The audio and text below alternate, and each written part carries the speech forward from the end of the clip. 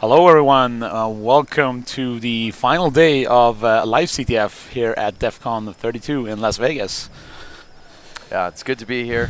We've had a long competition and everybody's had a pretty intense weekend, but we are at the end here. So hopefully everything is working in terms of our audio, and we are going to go ahead and get started here. Yes, so we just get a okay from production and we're ready to go. Okay, so we are starting in 5, 4, 3, 2, 1, go. All right, we are unable. Yeah, so sorry. Yeah. All right, so we are off. So this is the what do you call it? Like semifinals in the upper bracket. Yeah, that's right. One of the 3 final matches of this tournament, and yeah, what a weekend we've had. Yeah, and this is a really interesting setup in terms of a bracket because whoever loses this match, they'll go to the finals of the lower bracket. Right. And so they'll have a chance to come back. Yes. So no one is eliminated in this match, but we are doing matches back to back today. So if you win this match, you get a breather, you go directly to the finals, you can rest a little bit, recover, and that might also make a difference. Certainly. This is potentially the hardest road of any part of the tournament because if you lose this, you could win again and then come back and have a rematch. 3 in a row, that would be difficult. So we're going to see what happens in this match. Looks like one of our players is using R2. Let's see Interesting. if we can get GetFewer on the screen here. Also, just want to point out to production that we should enable the closed captions on the stream as well, so that we can get those in the room here as well. So if you are here at DEF CON, you can go to the CTF area, and we have the stream up on the wall, and you can also spectate in the room as well. Yeah, I just want to appreciate the humor going on here with the background on this terminal. You know, but it just goes to show that if you are good with your tools, you can use anything. R2, powerful in its own right. Whatever you're comfortable with, you can make work. Yeah, and we are starting to see you know, some initial exploration and you know, decompilation of this challenge. So right, because this is a reversing challenge, right? It's a reversing challenge, and it's like a simple crack me challenge. You run the program, you provide a password as a command line argument, and it's checked by the program if it's correct or not. The kind of catch of this is that it's implemented in something called Harbor, which is a... Never heard of it. No, I hadn't either. But it looks like on BlueWater we've got them already looking at some blog posts on exactly this. Yes. So this is actually, I found when I was building this challenge, I found that exact article as well, because what I wanted to see, is there like a tool they can just like run and, you know, be done with the challenge, and I kind of wanted to avoid that, and it didn't really look like it. So yeah, so Harbor, they were here reading the Wikipedia page of Harbor. So Harbor is an open source implementation of Clipper. What is Clipper? Clipper is another language which is in turn like based on a family of languages like called X-Base. So you have, I think there's something called D-Base, there is something from Microsoft called Visual Fox Pro, and yeah, so this is like a family of languages that are what did they call them, like business programming, business logic, I don't know, it's like these old, the syntax is very like looks very much like BASIC, and yeah, it's weird. So if we can take a look at oops, wrong screen here. If we've got BlueWater up, they're looking at IDAPro. It looks like there's symbols in this, but it looks also like there's a lot of J underscore kind of functions. So there's probably a lot of hints, anyways, as far as what's in this binary. So you can build these things in different ways, right? You can do it like dynamically linked against the VM that exists. So your harbor code gets compiled into like bytecode or what, and it's get interpreted by a VM, and then you can actually compile this with either dynamically link against the VM or statically link against the VM. And I opted, for ease for the players, I just went for like the static linking, and also without stripping it. So you have all the names of the internal harbor VM. Yeah, otherwise this would have been a nightmare, I think, because the binary is actually quite big. Building this challenge takes like, if you build all of our challenges for this weekend, building this challenge takes like 95% of the time. Yeah. So the so if we look at GetFewer, they've is it left? sorry, Yeah, that wrong yeah. one here. That one, yes. If Exactly. we look at GetFewer, they've switched over to Ghidra. And this is an interesting, and I would say it's a common paradigm for a reversing challenge, where you have something that is normally interpreted and you package it into a binary and then ask them to reverse the binary. Yep. So because there's very little code that they're looking at, right? Yeah. I'm looking at yeah, so there's a wrapper. So basically, because all of our challenges always they result in code execution on the server, but this is a reversing challenge where you're supposed to just get a password. So we also have a little like wrapper. It's like a server running. So basically, you connect to the server, you give it the password, it validates it against the same binary that they have, and then it gives you a shell. So there's a small piece of Python code, but that's completely irrelevant to actually solving the challenge. The binary is the challenge. And I'm seeing HB_VM execute. I'm guessing that this is like the actual sort of core bytecode execution function here. Right. And in there you can find your typical like loop with a switch thing for different opcodes. And so on, and yeah, you can also see, like you saw the harbor reference guide, and if you saw like the design of that page, kind of tells you a little bit about the dating of these things. I think the last like pre-built binary release that I could find was from like, I don't know, 7 years ago or something. So yeah, history is a factor here. Older stuff, you generally have less information about it. The information's out of date. Definitely a different expectation for documentation. Right. And I don't know if you noticed, but you saw there was like a list of function, and they were all like uppercase. Very kind of this kind of like old school type just of. Feels old. Yeah. It feels old. Yes. Like these days we have code that doesn't shout at you. It's a kinder world. Yeah. I still write my SQL queries with like capitalizing the keywords. Like my select is uppercase. Yep. Or even though that's absolutely not needed anymore. But yeah.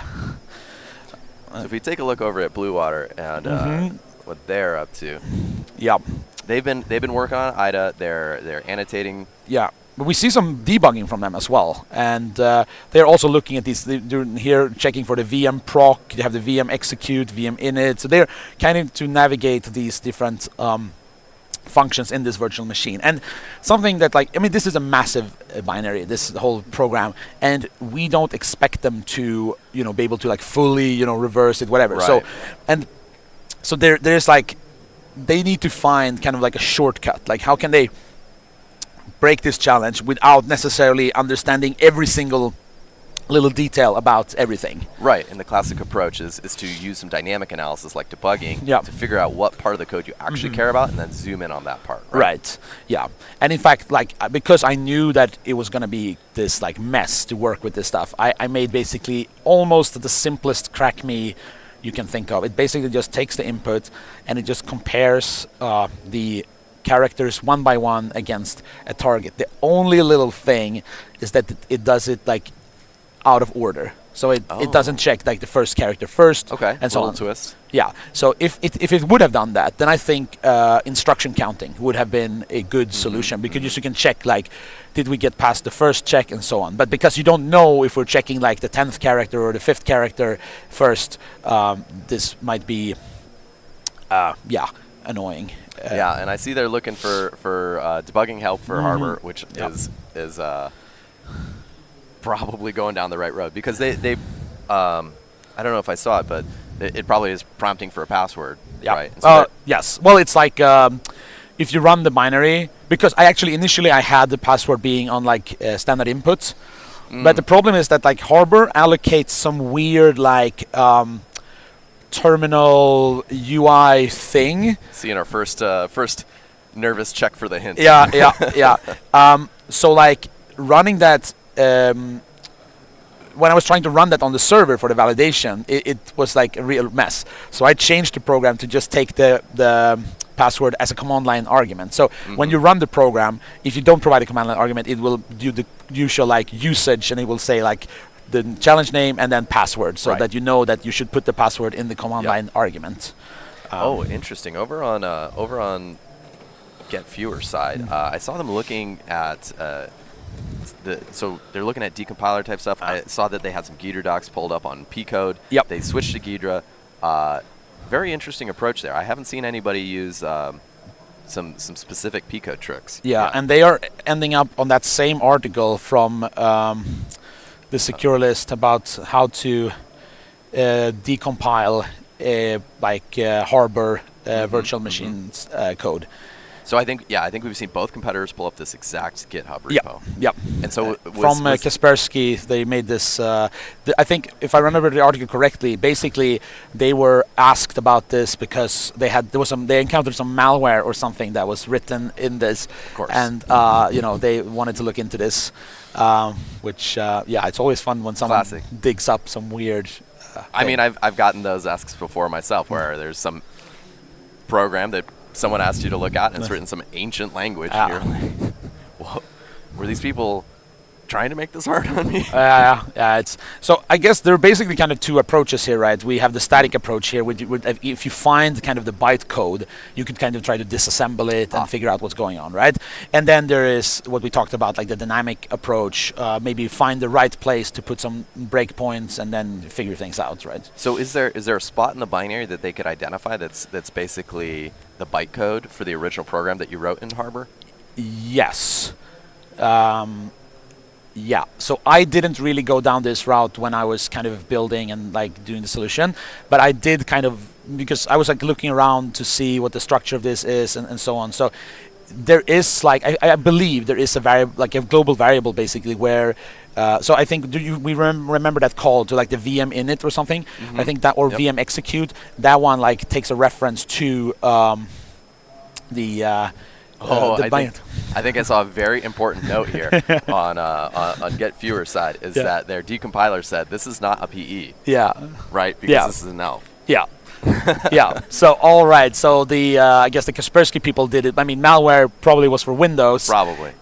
So they built this for Windows, but I have compiled this for Linux because I thought that would be more nice to the players to have like operate in a Linux environment. Yeah. Yeah. And that is a classic malware thing. Everybody expects it to be written for Windows. No such thing as Linux malware, I'm pretty sure. Yeah. Oh, it's that classic, like, I use a Mac because it can't get malware. Right. Right. So BlueWater over here, they've been spending a lot of time in a debugger, right? And now they're looking for usages of the getEnv function to see if they can provide any like environment variables to maybe the runtime. I think if you compile it with like debug features enabled, I think there are ways where you set like an environment variable and it will do different stuff and so on. I'm not sure.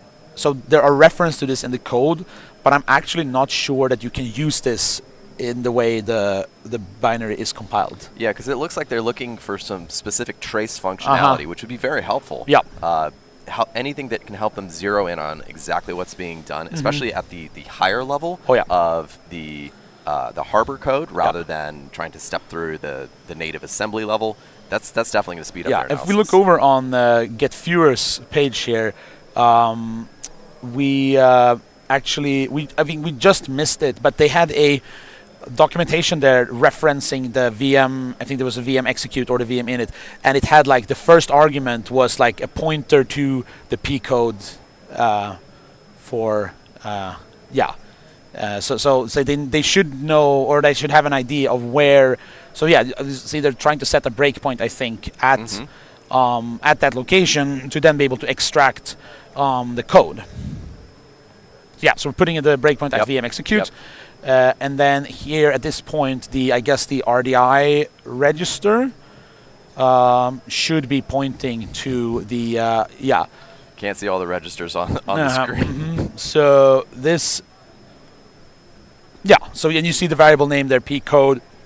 as well. So this should be the program that's being executed. Oh, okay. So in the Harbor bytecode might be is called the P code. Yes. Okay. That might have been a slight confusion on my part. Ghidra P code. Right. Exactly. No, I think so you see because like you see the in yellow there, like the variable name Yep. P code.2. Very helpful. So I think that's just straight up the whole program that's being executed is this thing, and actually you can see a lot of like ASCII range characters there, right? So I think if you would, is he going to examine it with something besides the bytes as the? Yeah. So if you would decode that, you would probably get all of the characters of the password, but in a jumbled order. So, I mean that is progress. No, certainly. Yeah. And I guess if perhaps you could look for references to that. Right. So if you could, references or maybe like a watch point. If you could do like a read, watch like break on read from that memory location, then you could potentially find where that's being used. So yeah, it seems like they're making progress here. Yeah, I really like that. It's really interesting to see. But let's look over at BlueWater, and I saw because they have a solve script that they're working on. I want them to tab back to it and see what's going on there. Right in the GDB script. Right. We don't know yet what that. Okay, so we saw that in IDA, but I couldn't quite see what. So they are here in the VM execute function, looking at what things are going on. And if I saw correctly from the username here, it's is it Ryatre playing for BlueWater, who is, if that's the case, is a world-class reverse engineer. Usually, if you're familiar with like the Flare-On challenge, for example, always a big player in that one. Ryatre is the username. So so we have I would say in my opinion, one of my kind of idols in the reverse engineering area is awesome. Playing here. So I'm really looking forward to see what's coming out of this. Yeah, we just want to emphasize at this point we're down to 3 teams. Every one of the players that steps up to the table now is world class. These are really awesome people from teams all over the world that have qualified for DEF CON, and we're just down to the last few now. Yeah, and actually, speaking of the Flare-On, like playing those CTFs like this, you're kind of used to these kind of weird environments and so on. So like this could be promising. We see as you said, the sparkle emoji there in the GDB script. I don't know what that does. Yeah, also those secret commands, the secret sauce in the GDB commands that are being added. We have hint unlocking in 3 minutes. So I would say still quite a lot of time for but I feedback like this in the room. On the BlueWater side, I am a big fan of scripting approaches in this type of environment because I feel like anything that you can do to avoid retyping things is going to help you out. Yeah. And so I like the approach of using GDB scripts in your solve script. Now this is a reversing challenge, so maybe you're not thinking so much about a solve script as much as like just find the answer. But even just this approach of writing out your GDB script, I think over time as you're experimenting, it saves you a lot of time. Yep. Just having that reproducibility and that's definitely something that's really nice to see. And that's also, I think we talked about it, or you talked about it in a different stream, that we haven't quite yet seen something like time travel debugging yet in these challenges, and how there was maybe not like great alternatives on Linux at the moment, or what's your experience there with time travel debugging on Linux? Yeah, honestly, the Linux time travel debugging support, RR is great, but certain architectures work better than others, I'd say, or at least in my experience. Yeah. Certainly a lot of progress. I actually feel like the classic approach that Kira took is really good, where you essentially trace the whole thing, and then, I mean, this is the approach of many time travel debuggers, where you're essentially scrubbing through a trace rather than truly time traveling. Yeah, exactly. And I think that's actually, probably, I mean, it's a viable way. And we can see it, by the way, here. We see this GDB script running, and there is like this breakpoint being hit, and previously at least we saw like printing out the value of some registers. So they are definitely like onto the, I would say, well, not right track because there are multiple ways to approach it, but I would say a viable track. Yeah, and just to circle back on that one little point, I really feel like Kira was a great tool and a bit ahead of its time, and I almost feel like a regression because it's no longer maintained, that we don't have that same tool, which was quite popular, emerged out of the CTF community, popular in the CTF community for that the years that it was. Yeah, and let's look back over at GetFewer's side. They are so here they are looking at the P-code approach here, and this is really cool, right? Because we're basically seeing a static analysis approach from the GetFewer side. I mean, they're using a debugger now, but it seems to be mostly to like extract the bytecode of the VM, and then contrast to the dynamic analysis approach from BlueWater. Yeah, I really feel like these players are sort of neck and neck here. Yeah, and also because they're using different strategies, it's hard to tell like, who's ahead. Like it could be anyone. Oh, and the first hint dropped. Yeah, so the first hint has just been dropped, and the password is compared character by character, but out of order. So basically, that's what we talked about before, where it won't be. You could not just like do a instruction counting, for example. Yeah, so that's probably going to drive them to look for where exactly that comparison was happening. I mean, they were certainly already thinking that based on the structure of the challenge. Yeah. But I think that we should also make sure that we are actually telling the players. If we can get we're going to get an assist from our production here to make sure that both characters see that the hint is available, and just to make sure. Oh, okay, good, okay, good. Yep. Yeah, so everything's good on our end. So yeah, the players are aware of the hint, and we are looking at, actually, if we switch over to BlueWater, they just created a count instruction.py. Love it. Yeah, which is, I'm not sure how that is going to. Well, I guess the out of order suggestion might discourage that, but at least it's getting close. And actually, it could kind of work. Like if you assume that the password is somewhat short, like not too long, what you can just do is like you just start with like a password of, I don't know, 30 characters or whatever, let's move over and look at GetFewer. So on the GetFewer side, I see them using perf, right? Trying to do that instruction counting with perf, right? Right. That's what we're looking at. Right. So both of the players are kind of looking into that direction now.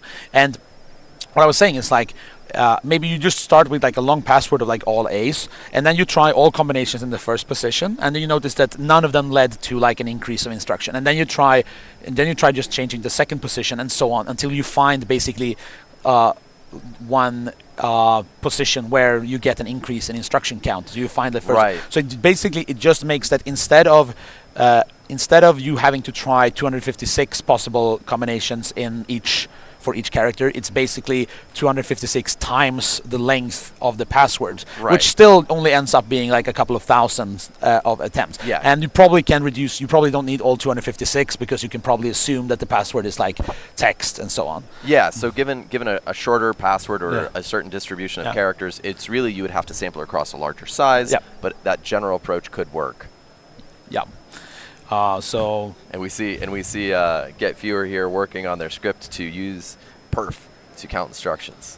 Yep. And it's two different approaches to instruction counter as well. We see, as you said, perf here, but if we move over to BlueWater, we have a GDB script which. Oh no, there's some issues. Running into a little bit of a hiccup here. Yeah, it's like it's always these issues with the tools, and you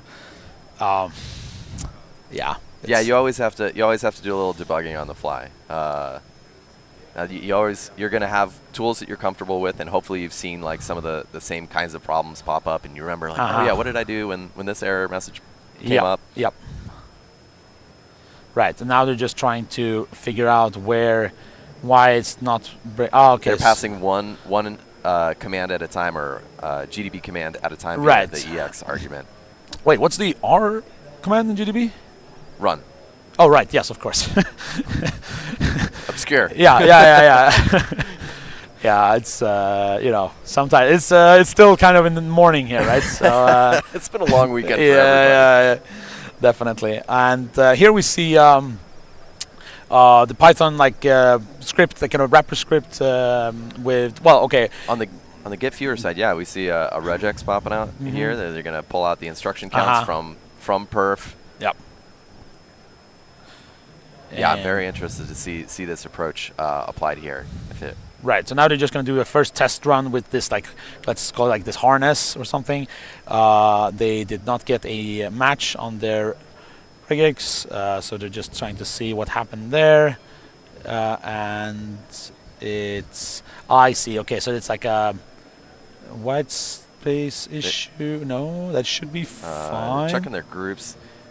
I got to say that the troubleshooting regexes is, I think, an experience that every programmer has had. Is it that they're using match instead of were they using match or search? Match instead of search. Gosh, I hate that. Yeah, it's match instead of search. Yeah, so match starts at the beginning of the line, and then the search looks throughout the whole line. Yes.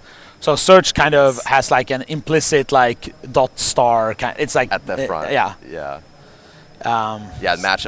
It has the sort of to look at it the other way. It has an implicit caret at the front of your. Right. That's maybe an easier way to explain it. I would say. I see some very clever naming conventions going on the BlueWater side. We've got bruh.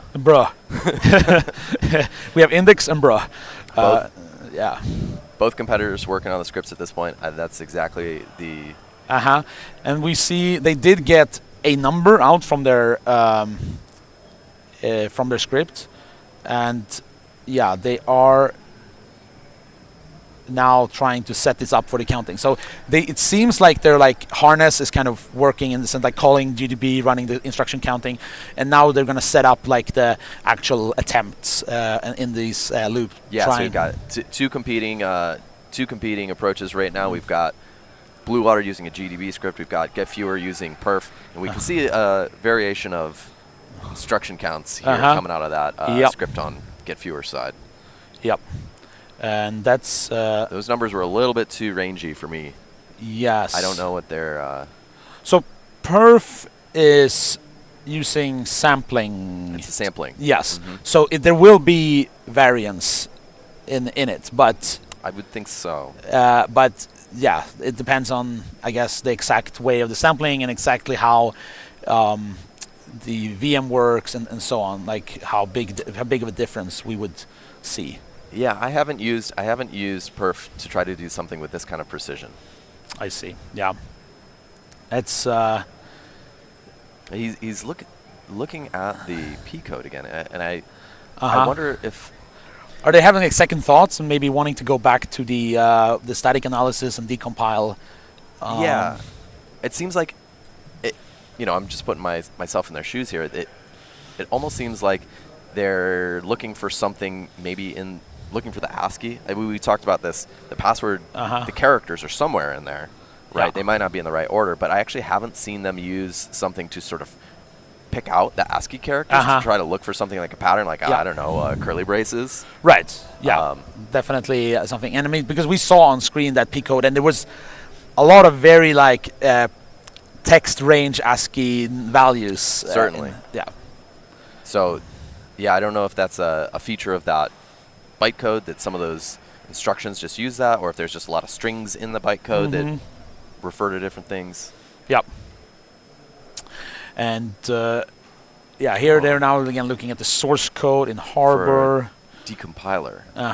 And then they need to get so they're just kind of looking at the functions in the VM to figure out how. Yeah, I think that they saw those instruction counts that they got out of their script, and we're thinking maybe I should try something else. Yeah, and this is I think something that's a a tricky thing with reverse engineering challenges, because I feel like, at least in the types of exploitation challenges that we make here, there's kind of generally like a single path forward, right? It's like, we actually had 1 or 2 challenges where some people went down some like red herring, rabbit holes kind of thing, but there's kind of generally like a solution. Well, we're trying to make solutions or challenges that are solvable within a bounded Exactly. time. So exactly. we're not trying to give them 100 things to look at. Yeah, but the thing with like reverse engineering is that like it only really has like an intended end state, but there are typically a lot of different ways to kind of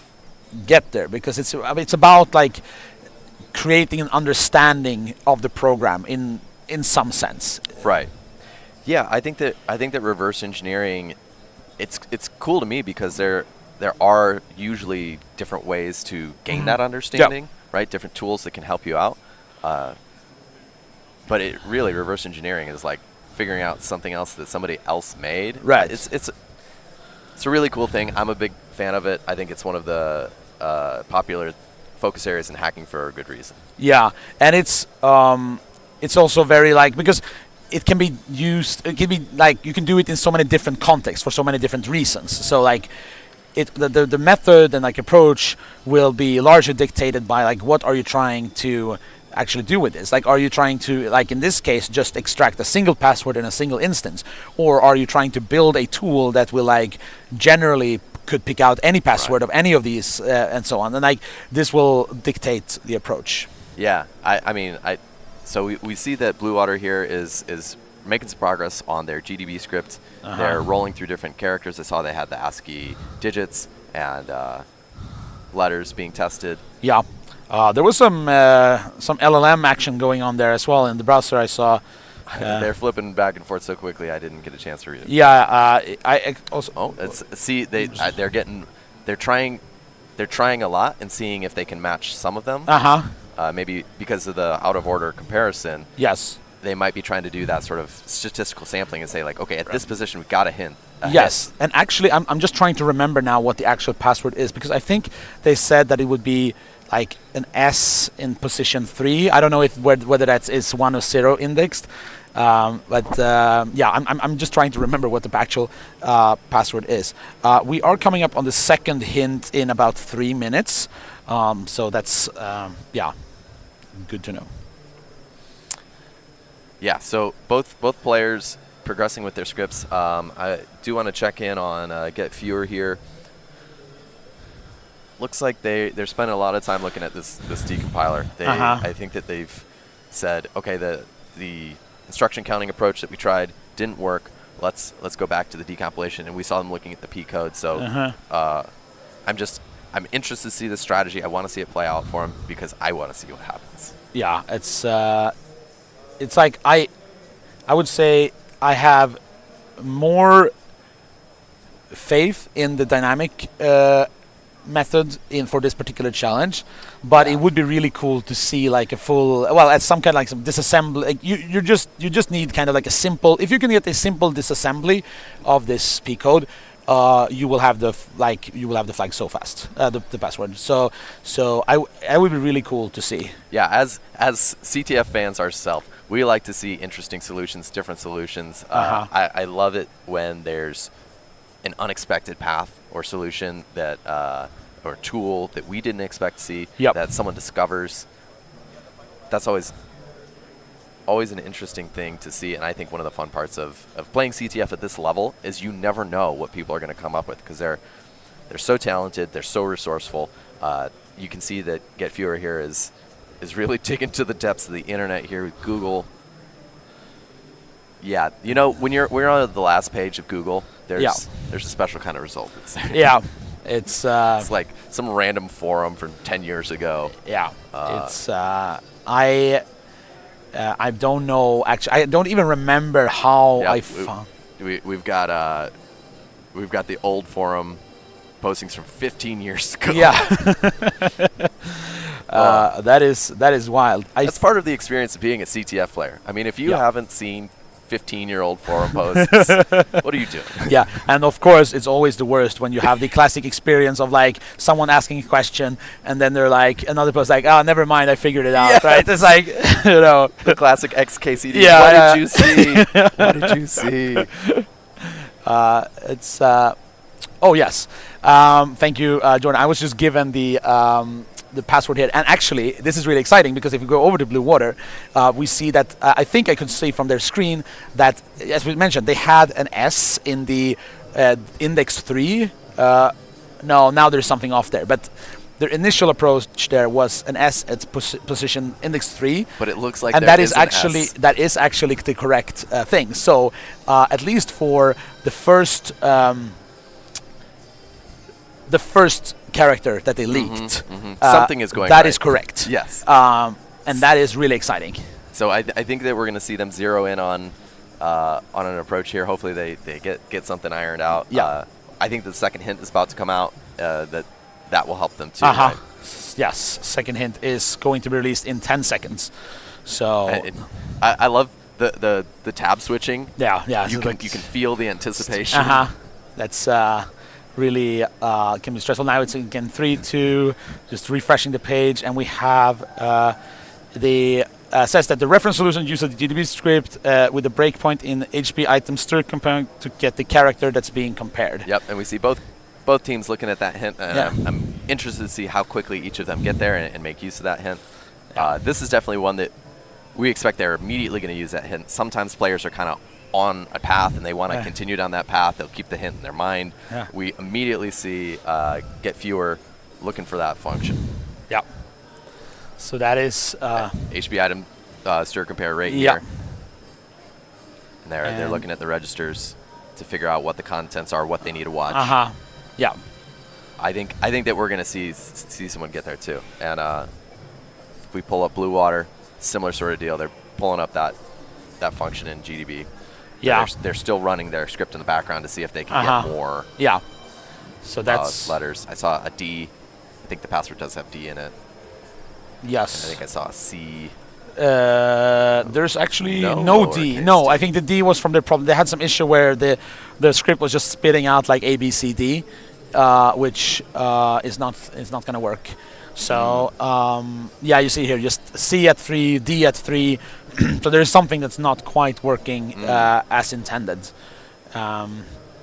So yeah, we'll hope that they get that figured out.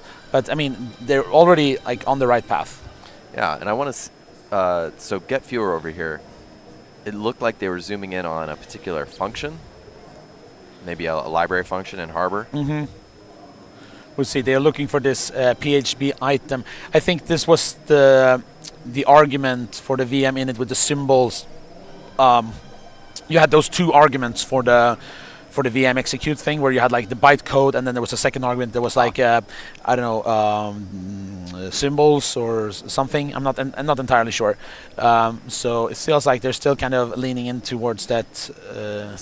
So this was the function we saw them looking for. Right. HP So they're not looking. I was wrong. They're just looking at the format of those. So the function is being passed these two items, which is kind of like a general like variable struct. This is like a very common thing in like dynamically typed VMs, that you have like a general like item structure, which will then maybe have like a field that says which actual type it is, and so on. Right. So interesting that they're still sticking to that very static-based approach, understanding the function, understanding the structures, and then probably going to use that to identify what register contains the pointer that I'm interested in, and what does that structure look like. If we take a look over on BlueWater, they're taking the fully dynamic approach. They're starting to dump pointers, so they've already looked at the function and started to look at register values, and now it looks like they're trying to determine structures based on memory. Right. So they, also like looking around there in the. I think they are also in the comparison. Oh, interesting. You can't spell password without sword. Yeah, that is not part of the actual password though, right? So it's probably the string that says what is the incorrect. What is the password? Or yeah, incorrect exactly. Password, Yeah. Wonder why that would be. Or maybe they were not in that function. I'm not sure. I'm just thinking about why would that being compared against anything. But yeah, we'll see. We'll see what happens here. And they're setting up that breakpoint, and now you see. Oh, okay. So I think they did figure out the structure. You see, they are putting they're picking things out from RDI and RSI at an offset from. So that would indicate that they are like dereferencing like that structure, like getting a field from that structure from the two arguments right. of the function. Yeah, it looks like they figured something out. And right now, it unfortunately looks like they're just struggling with GDB syntax here. It's not wanting to. It's sometimes can be really annoying with this. Yeah, especially under pressure, you might get a little thing wrong, get hung up on it. That's always tough, but that's a common experience. Who hasn't struggled with GDB? No, totally. It's. There we go. Looks like they got it. Okay, and then we'll see. So they're running. Passing right. password. So this is a good idea now. So they are putting in like a marker string, and now they see. Right. You see that position D is being compared against an S. So now they can just fill that in, yes. and then they see that position. Like the Y is being compared against the P, so they can replace the Y with the P, and now they should be able to just like step through it like this and get the password. You see, the U should be replaced by an underscore. Oh yes. So they had like, this setup. Is there? I haven't seen anything. I might have missed it that may have indicated the length of the string. Would that be something that they could identify from the argument or the structure that is? There is nothing. Oh, that's tricky. You see there, so the Y should be replaced by a P. What's they're doing, running it again, underscore, yes. The Z should be replaced by a P as well. And we have 4 minutes left on this challenge. Oh my gosh. I think they should be able to make it, right? That would be...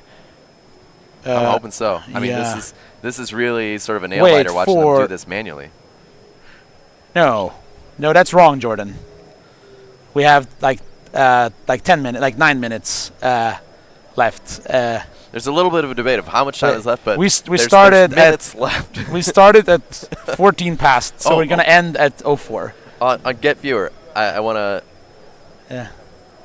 GetFewer is currently asking an LLM to write a GDB script, and I just really want to see if this works for them, because anytime you can use a tool to like make something hard easy, I love it. I want to see it. And I think everybody's kind of curious right now. What are the potentials of LLMs to help?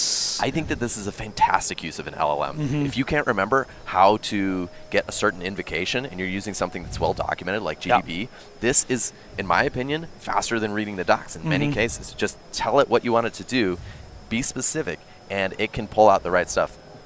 I want to go back to BlueWater because like we're really seeing the password shaping up here, and they just go running it manually. And actually now they managed to figure something else out in their GDB script, because you see that they're coming directly to the point where they differ. So like they don't have to step through the previous one. So they have like sped up. They've built up a lot of parts of the string already. And you can see like the first part of the password there. You have base.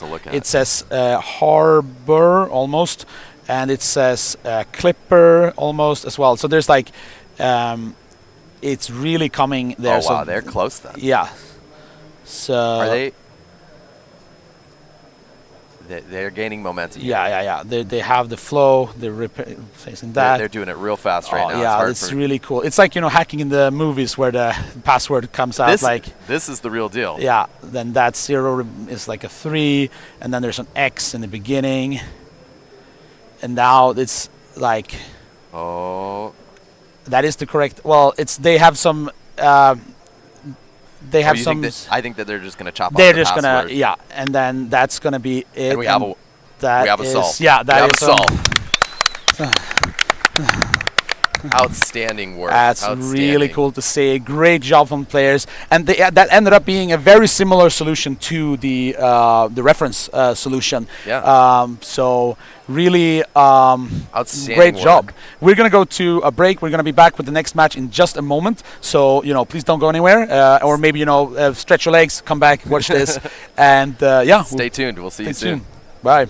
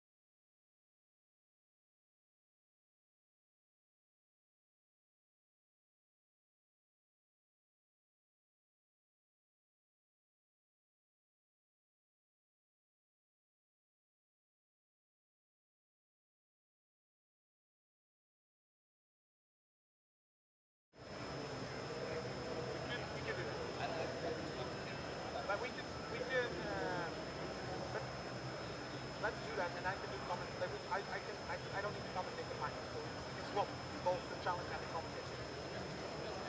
Yeah.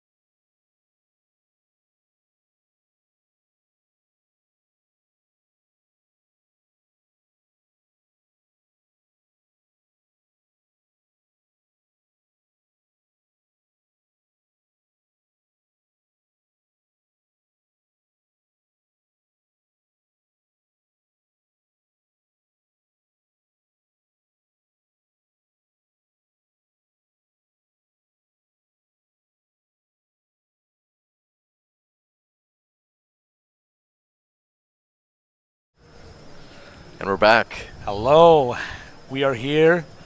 We are at the loser brackets or the lower bracket finals of the. Yeah, so we're here with the lower bracket finals. So the second to last match of the LiveCTF. So the winner will go on to the finals, Yes. and the loser will unfortunately be eliminated. Yeah, with a third place position. And to give the broader context here, the points in this LiveCTF are going to go to some of the top teams in the leaderboard right now. This could be a deciding factor. We'll see. It's close. This is a close DEF CON CTF, and LiveCTF is here being part of it. Yeah. Yeah, so we are just doing like a final verification of the challenge because we want to make really sure that this works as intended and everything is done properly.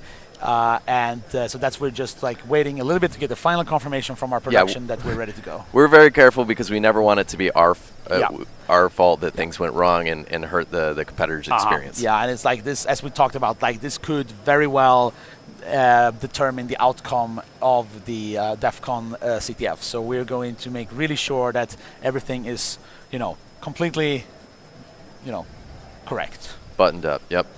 So, yeah. So what's been your favorite highlight we've seen so far? One thing that I thought was really fun. Okay, we are ready to go. So we will talk about that. But first, we are going to start now in 5, 4, 3, 2, 1, go. All right. So the players are starting. I think we have. So yeah. Sorry, there was a miscommunication there. The players are starting, and now they're downloading the challenges. And yeah, so this challenge is called Ponamp. Ponamp. Yeah, a little bit of a reference to an old classic media player there that we all loved.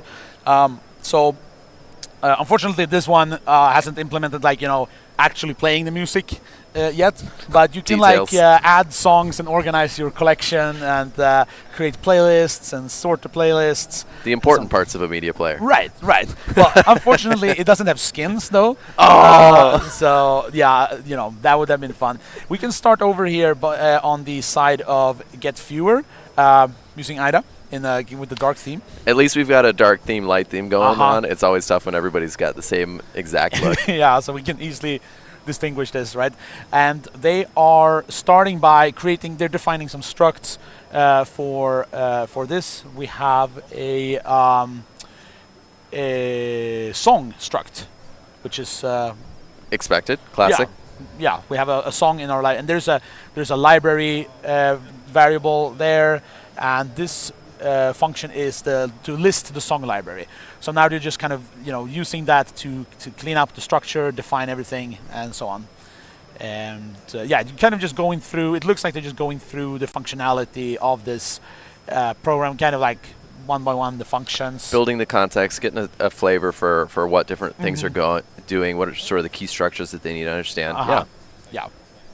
So it looks like.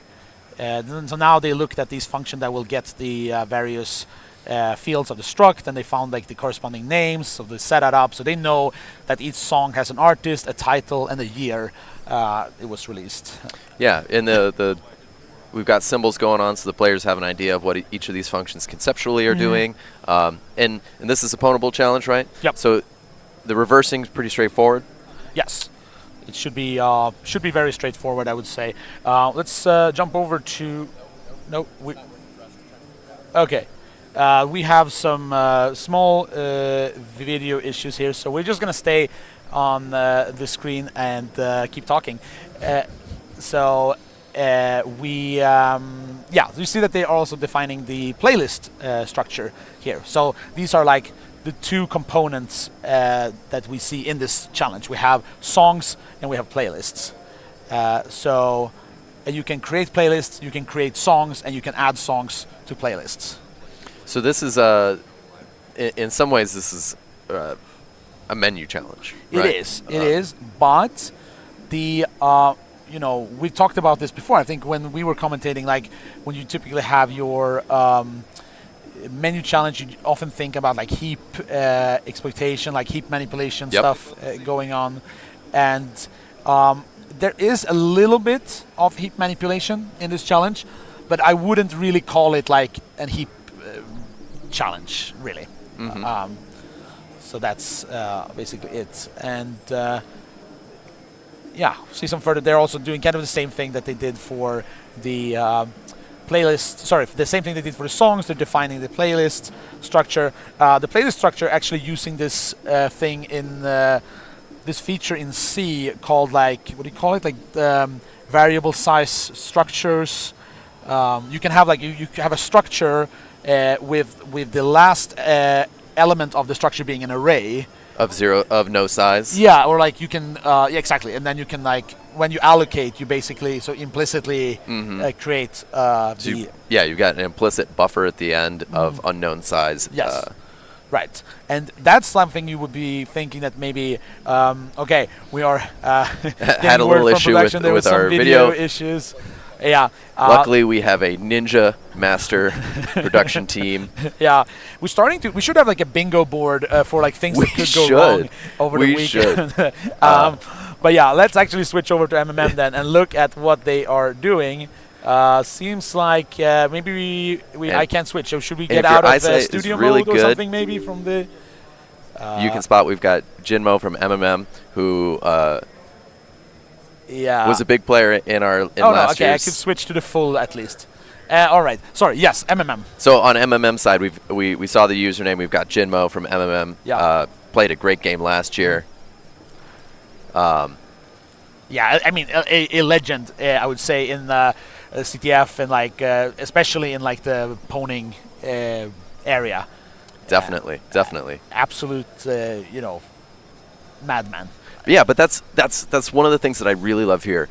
We get to see some of these legendary players. What are their strategies? And you know, at the end of the day, they're just human, but they have some inhuman skills. Yeah, it's really cool. I remember. So I used to run this thing called pony racing together with my teammate back in the day, Bob. We used this. It's similar to LiveCTF. I would say pony racing is like one of the influences of LiveCTF. And it was basically 4 players playing simultaneously, a YouTube show. We had Jinmo on one of the episodes. And what we would usually start each episode with was like going around to all the 4 players' screens and looking at like their environment, which tool they're using, and so on. And by the time we had like made the first round and just came back to Jinmo, he was like 80% through like building the solve script for the challenge. It was, you know, ridiculous. Yeah, but beyond just the skill, so a lot of this is practice. These players have played so much CTF that there's a reason they're so good, you know. Yeah. But I do like being able to compare just sort of the subtle differences in workflows, the scripts. I think that nuance is one of the really interesting things, and to explore that and see, does that make a difference? Like, how much of it is this player's ability to see the problem, and how much is they just really have it down pat what they're going to do? Yeah, we can see there in their exploit script, they're starting to build up your typical like abstraction function. They created a function for, I think it was the add playlist function to set up a playlist. Add playlist, and then now they're creating the add song function. So they're kind of like creating these building blocks that they then can like use as a higher level abstraction to build their exploits. Yeah, a very familiar pattern. We see this a lot. This menu sort of challenge construct really lends itself to that, and it's not something that players spend a lot doing, but getting that right. I think we saw an earlier challenge where the menu pattern was a little different, and that was unfamiliar, and made the players go through some extra steps to deal with that difference. Switching over back to GetFewer, we see that they're looking at this function called tree insert. So there is a recursive function here called tree insert, and they're just looking at this, naming the variables here, and this one is basically the key to the challenge, this tree insert. Because, you know, when you create your playlists, right, you want to be able to sort your playlists by different, you know, you maybe sort by artist or sort by the title or sort by the release here. So when you create your playlist, you can choose which function is being used to sort the challenge. And then to actually do the sort, when you view your playlist, basically a tree sort is being performed. So basically inserting all the songs into a binary search tree and then printing them out in left left traversal order, which gives you sorting. Unfortunately, that implementation is flawed, or fortunate for the players. Well, I do have some friends that they root for bugs, so it's what makes the game here. Yep. It's fun to see, and I'm interested to see. Yeah, the approach GetFewer is taking very focused on understanding the code. Yep. Very static focus. Spending a lot of time looking at this function. I feel like they probably got a feeling that this is where something could be going wrong. Yep. Especially a recursive function, Yeah. So it's. I was actually trying to look there at the. Yeah. Oh, so we're getting the chat in here as well, and we have a question here from the chat and asking how long after this one until the finals starts roughly. Basically, I think we're just gonna get going with the finals basically right after this match. So we're gonna have some setup time, but other than that, scheduled for noon local time. But yeah, we're just trying to stay on schedule. There's yep. a little bit of turnover that needs to happen between every match. So yeah, and we just have viewers here in the chat rooting for the different teams. Good to see. And I hope you have enjoyed the show we put on here over the weekend. We have a lot of different matches, a lot of close races. You mentioned before you talked about, like, you asked me about favorite moment. Yeah. And I think one of the things I really liked was the sudden death solution from the macaroni in one of the challenges. So the challenge unfortunately went to sudden death, and then they had the most insane solve speed on that sudden death the challenge. SRAN challenge, right? Yeah, exactly. So it was a classic, predict random because they seed it with the current time, and I don't know if that was like a minute to solve it. It had to be under 2 minutes. Yeah. I think that's the fastest solve we've seen. Yeah. It was incredible. Really, they knew exactly what to do, and they were right to it. Of course, also my web challenge where I had accidentally left a spoiler as a comment in the source code, but it didn't seem like any of the players caught on to that, so that was like a big relief for me. I think there's been a lot of cool moments here. And how many sudden deaths do we have so far? I think we had only 3 actually so far. So it feels more because they we have these sudden death challenges because we have a schedule that we need to stick to, right? So we don't really want the challenges. We definitely don't want it to go to sudden death. We don't really think that's a good measure of skill and so on. But we need to decide the match in one way or another. So I would say if we can stick to that pattern where we only have 3 sudden death challenges, I would be very happy about that. And last year, if I recall, the finals went into sudden death, didn't they? It did. Yeah.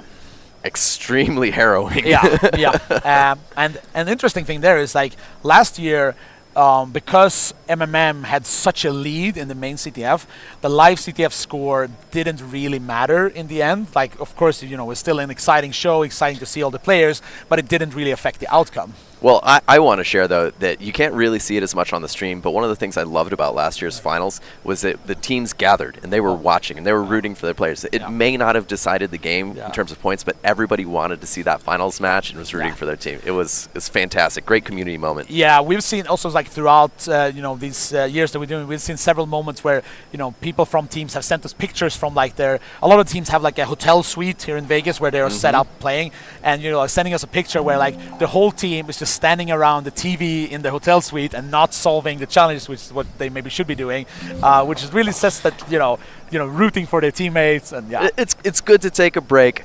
If you haven't played much CTF, it is a big morale game. So being able to root for your teammate, see them win, share in the pain of defeat, that's what makes this such a great game. Yeah.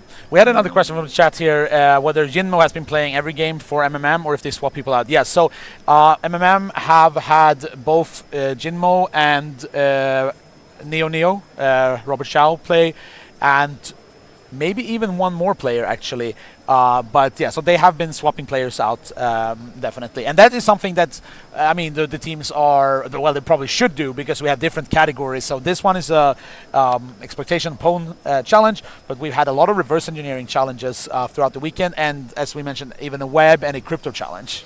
Yeah, it's been a bigger mix than we've had in the past, and also there's some strategy to player rotation, because yesterday we had one player from Macaroni play one challenge, go all the way to the time, and then get to sudden death, and he was the one that won very quickly, as we saw, but then played again because they were in the lower bracket and they had back-to-back matches, and that's tough. It's tough. Having rotation between players is definitely one strategy to take. Yes.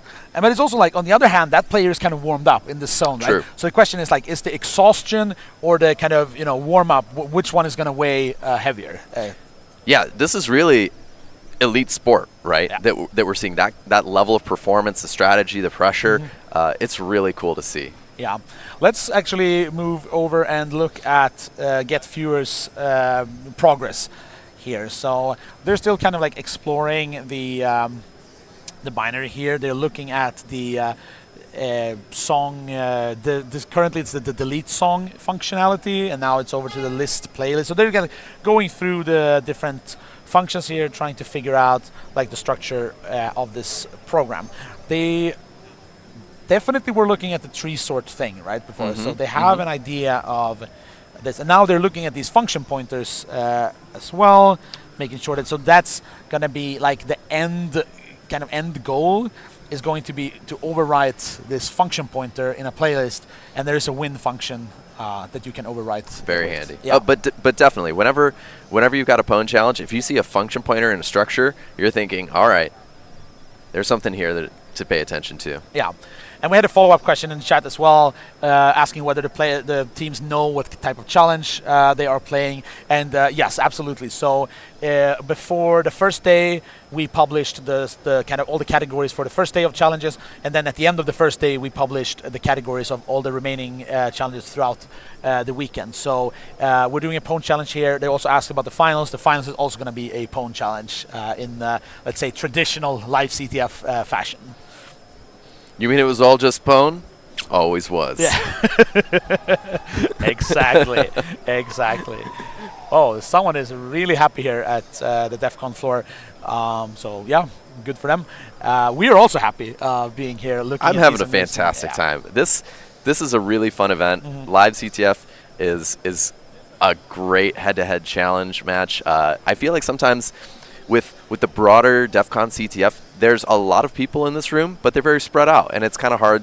Like, people don't want you looking over their shoulder to see their screen. So getting to see two players go head to head and see exactly what they're doing, I think that's a fun way to experience it. Yeah. Let's switch over to MMM and see what they are up to.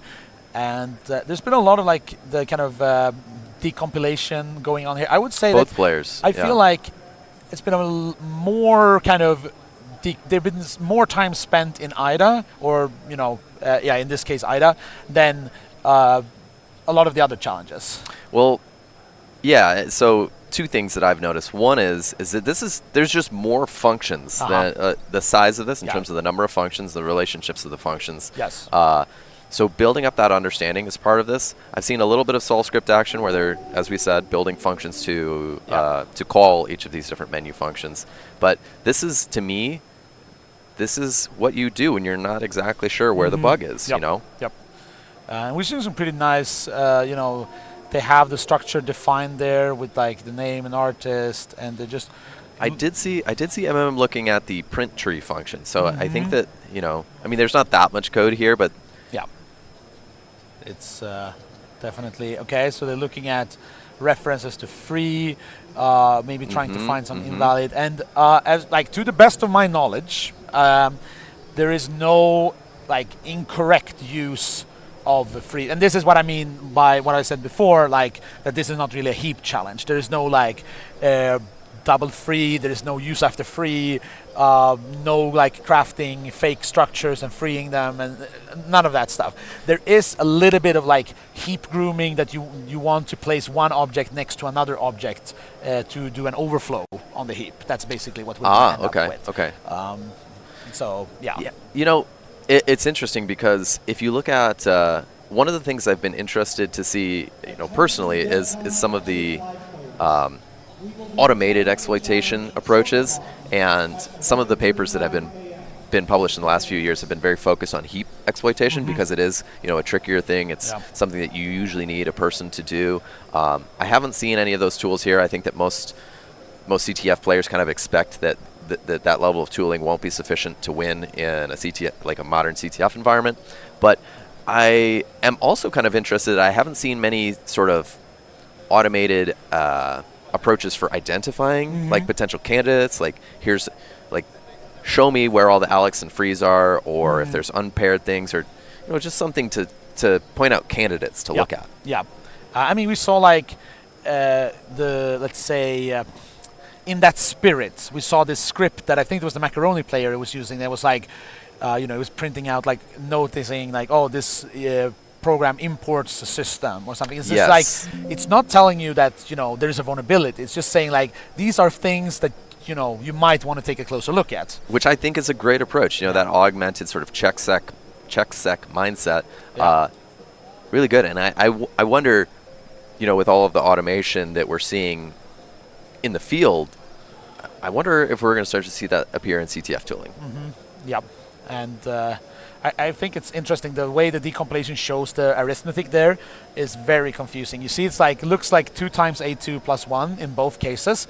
So I was like, wait, that's not correct. But there is like the parentheses around one of them. So it's actually one is 2 times A plus 2, and one is 2 times A plus 1. I just had to do like a double sizing, take. You know, multiplying by the size of a no, structure. That is actually the tree traversal. So it's when you are at index I in the tree, the next node, the next 2 nodes are located in 2i plus 1 and 2i plus 2. So those are like just mathematically how you traverse the tree. Yes, because and this is kind of the bug, right? The tree is stored not like as a sequence of pointers, but like in a big chunk of memory, and it's kind of this implicit relationship depending on their position. I'm pretty sure I wrote that exact same bug when I was an undergrad. Yeah. Oh yeah. We had another question from chat. Has anyone ever won CTFs 2 years in a row? I assume you mean like the DEF CON CTF here, and I'm pretty sure MMM have done. Okay, we have the first hint out, which I haven't seen either player look at the hint. No, but it's available. We're gonna see if we can. Let's take a look at if. They looked when we were looking away. I see. Okay. Classic. Yeah. So people watching this the stream could read a hint. I think we're basically telling them that there is this bug in the tree.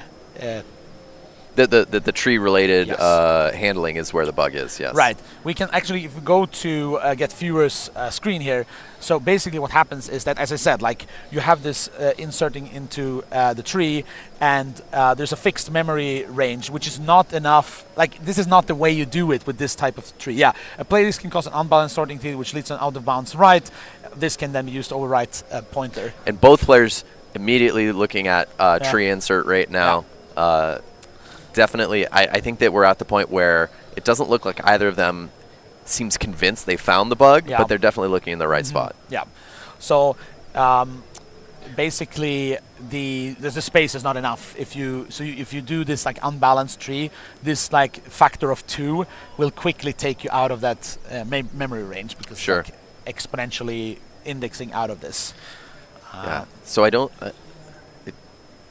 Because what I'm looking for is, if somebody identifies the bug, I'm looking for them to start filling out their pwn script to start exercising that. I see that both players are going to their pwn scripts right now, and so they're probably at least going to try to exercise that insert functionality to maybe start debugging it. And it's also kind of interesting because the the bug is triggered by viewing the playlist, right? Because you're normally, viewing a playlist is like a, not a state-changing feature, right? Right. So, but this is in this case wrong. Yeah, well, and we've seen in a couple of the challenges, this is something that as a player it can be tricky, because sometimes you just trust implicitly that certain functions are not state changing, that they're not important, and so sometimes you don't spend as time looking at them. Yeah. So we have there's some discussion in the chat here. I think that MMM has never won 3 times in a row. I think that was. Oh, is that a thing? I don't think they've done a 3-peat, but they've certainly won. Yeah, a lot. I can see some MMM players in the chat as well. Cheering on their teammate. It's cool to see. It would be nice to see how distracted the MMM suite is right now by this match going on. But I don't know if this is purposeful trolling. See if they can distract MMM. Yeah, no, they shouldn't be. They shouldn't be distracted because they are. Really close there in the. We're looking up. You can't see it right here, but the scoreboard is projected on the wall. That's what we're looking at right now, and it looks like MMM and BlueWater in the top 2 spots. Right, MMM, they have secured a very tiny lead there, but it's by no means over. Very close. So yeah, but looking back at the Soul script here on the GetFewer side, we have also created here an abstraction. There was like create song, add song, create playlist. And then they're starting to kind of set this up, right? And see MMM using the IDA debugger. Yep. I think this is fantastic. I find it very helpful to keep as much information in one tool as possible. So I actually I don't like to switch back and forth between a terminal for GDB and Binary Ninja for reversing for me. I like this approach. No, I mean, I fully agree in principle. I'm not practicing that yet. I've started, I think I've used, I use Binary Ninja for the reversing part nowadays, and I started using the debugger like a few times, but it's not like, it hasn't become my go-to yet. I'm not quite there yet, but I know that Jinmo and we talked about this before on the stream. I think a lot of the Korean players are big users of the IDA built-in debugger. Well, I'm just saying, Jinmo's pretty successful. Yeah. Correlation. Yeah, it's it seems to be working, right? And I think I saw in the Solve script as well. Yeah, song 2P, which I think is like to add a song to a playlist. So that is one thing you will need to do. And this, I think they are looking there at this memory view. Yeah, there was a heap. So that was, you saw all those like FF, this is the tree, like the uninitialized tree in the heap. Okay, yeah, now we see that they're changing the way that that data is displayed. And this is probably structured data that perhaps they're going to cast as a struct here. Or are these just offsets? So they are doing I think they're doing the calculation. You saw they were like plussing. So I think they're trying to validate or calculate, how the things will end up in the tree when it's being traversed down. So basically, trying to do the math. Right, because like yes, if you just add something, add these songs to exercise the out of bounds right. If you just do that without thinking, yes, you will write out of bounds, but you need to control it. Right, and actually in this case, in some challenges, there's wiggle room. In this, you're like hitting a pointer like in a specific place, so it's actually you kind of need to calculate this the tree traversal that you want to exercise to create this overwrite. And we had a question again if anyone used Ghidra these past days, and absolutely, we have seen basically all the mainstream platforms like IDA, Binja, Ghidra, Radari.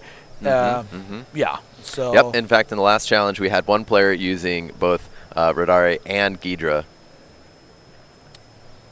Yeah, and we're getting some. Our production is providing some stats. From that PPP has won 7 times total. So PPP being one of the teams that make up MMM. So MMM is a merger team of, to my knowledge, still 3 teams, and one of them being PPP. Maple bacon and the duck. The duck, being exactly. the other two, right? Yes, exactly. Unless they've added more to that coalition, but that's my knowledge. Well, and there's it seems like mergers and super teams have been the trend. Certainly, MMM showing continued success in ever more competitive environment. I think that we'll probably continue to see that. Yeah, I'm really curious now because I saw that calculation on the heap, and like I seeing some exploitation going on. So like, I wonder if they are kind of getting to in the right direction, right? And if we go over to GetFewer, we can see that they're in a debugger too. That's a really slick setup that they have. I like that the split window view. Yep. There's a feature. There's an integration in Pwn Tools with Tmux. So like if you are running Pwn Tools in a Tmux window, you can have it automatically instead of like opening like a new terminal window with the GDB, it can just split off a pane with the GDB. So that's a really nice thing.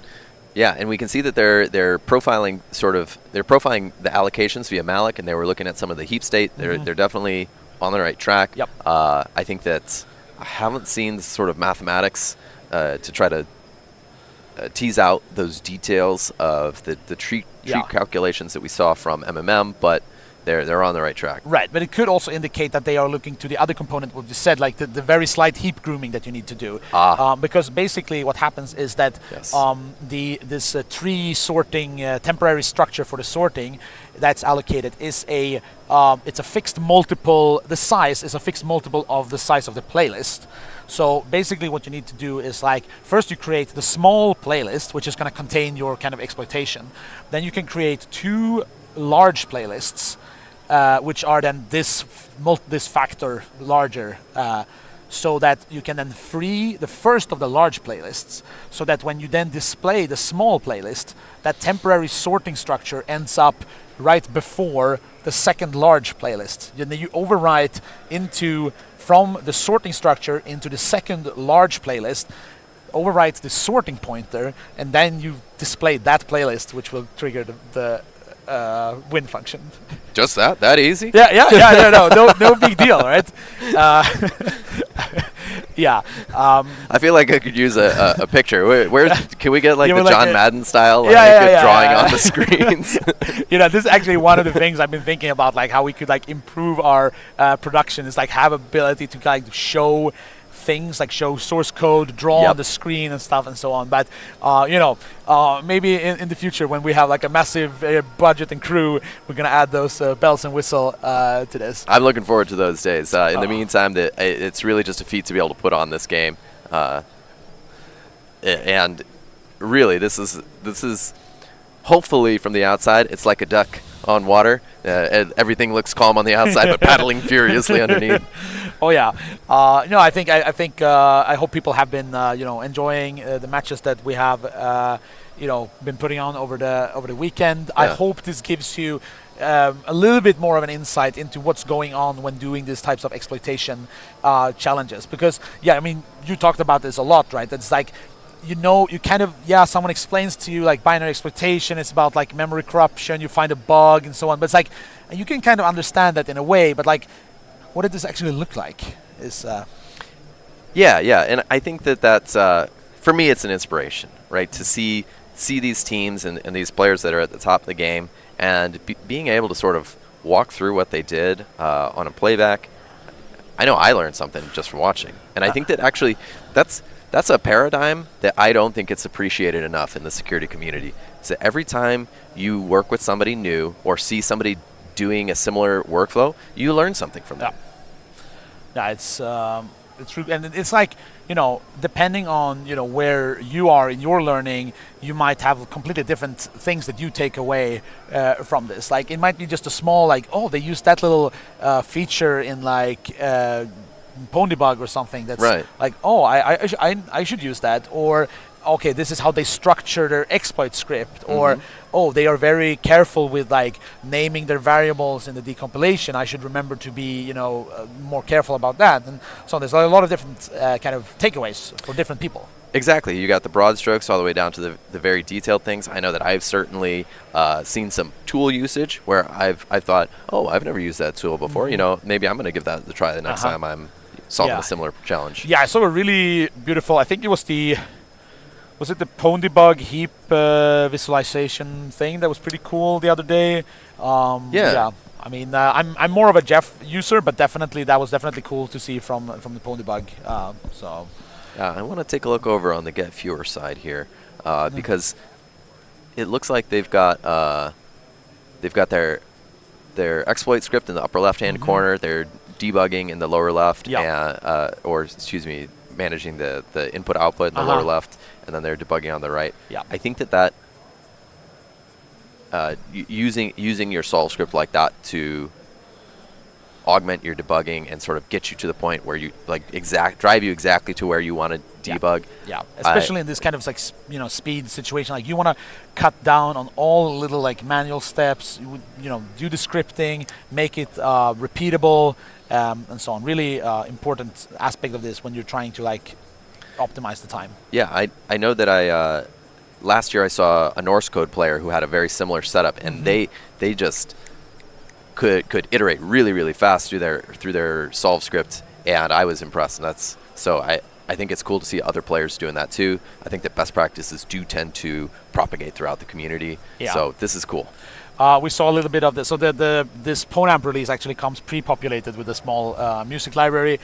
We just saw scroll by there. Throwback to when music was free, if you just knew where to look.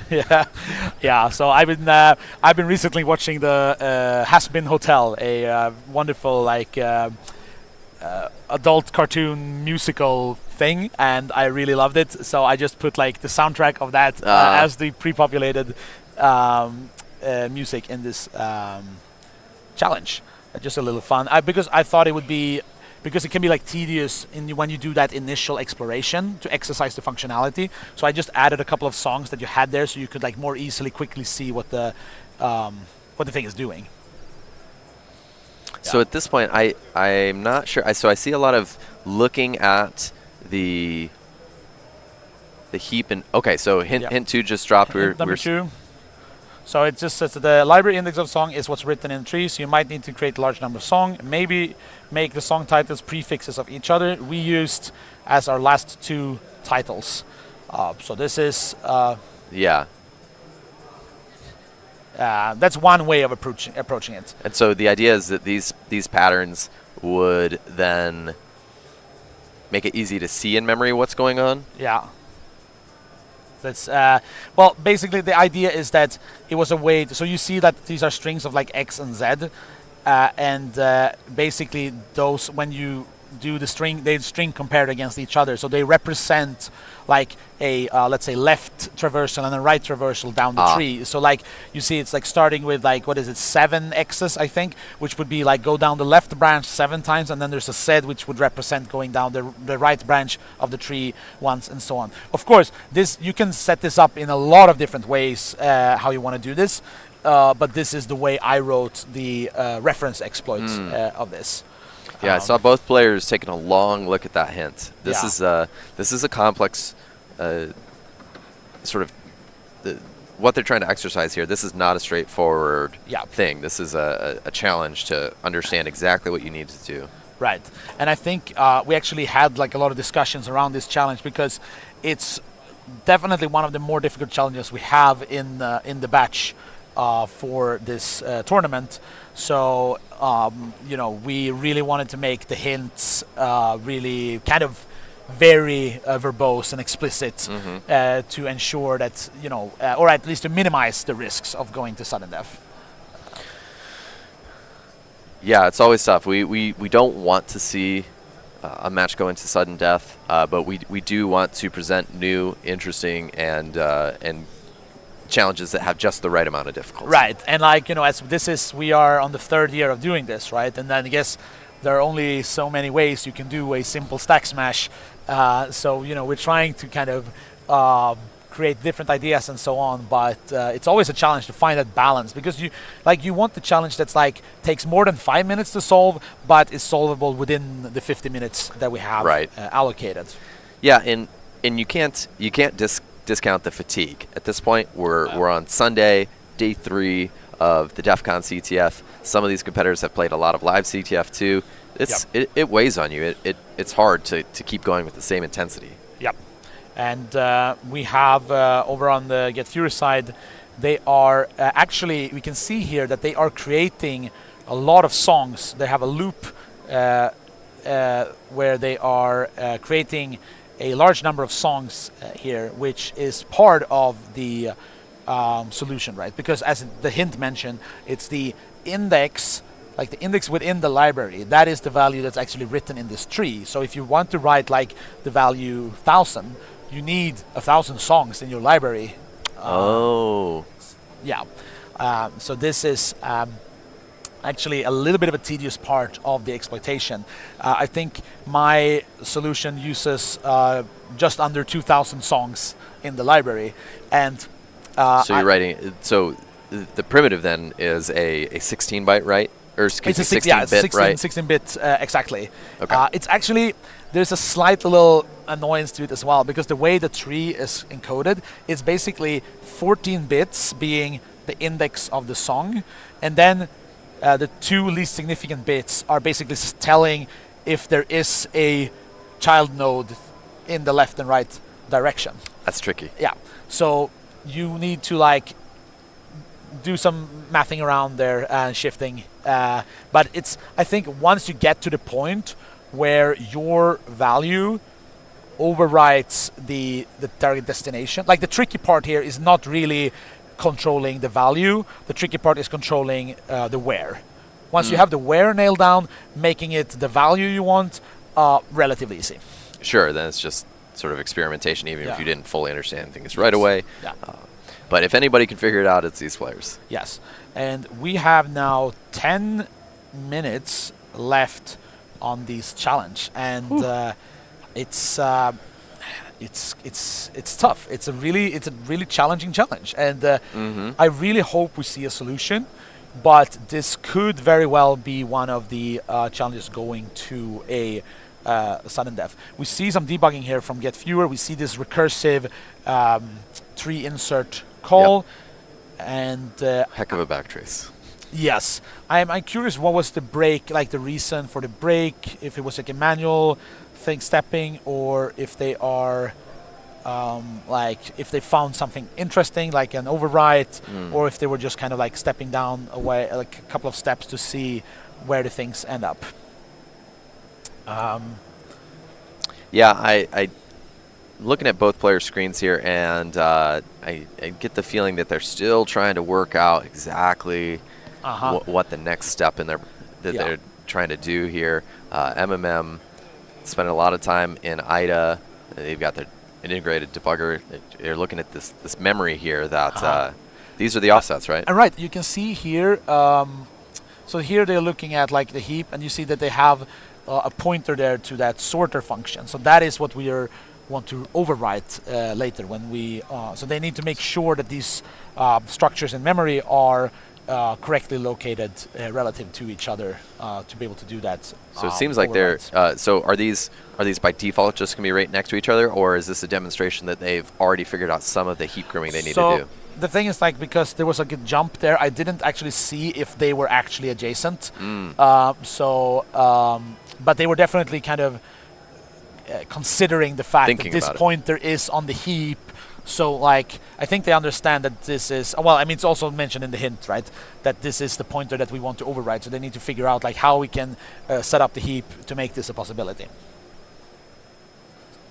Man, this is a tough one. Yeah.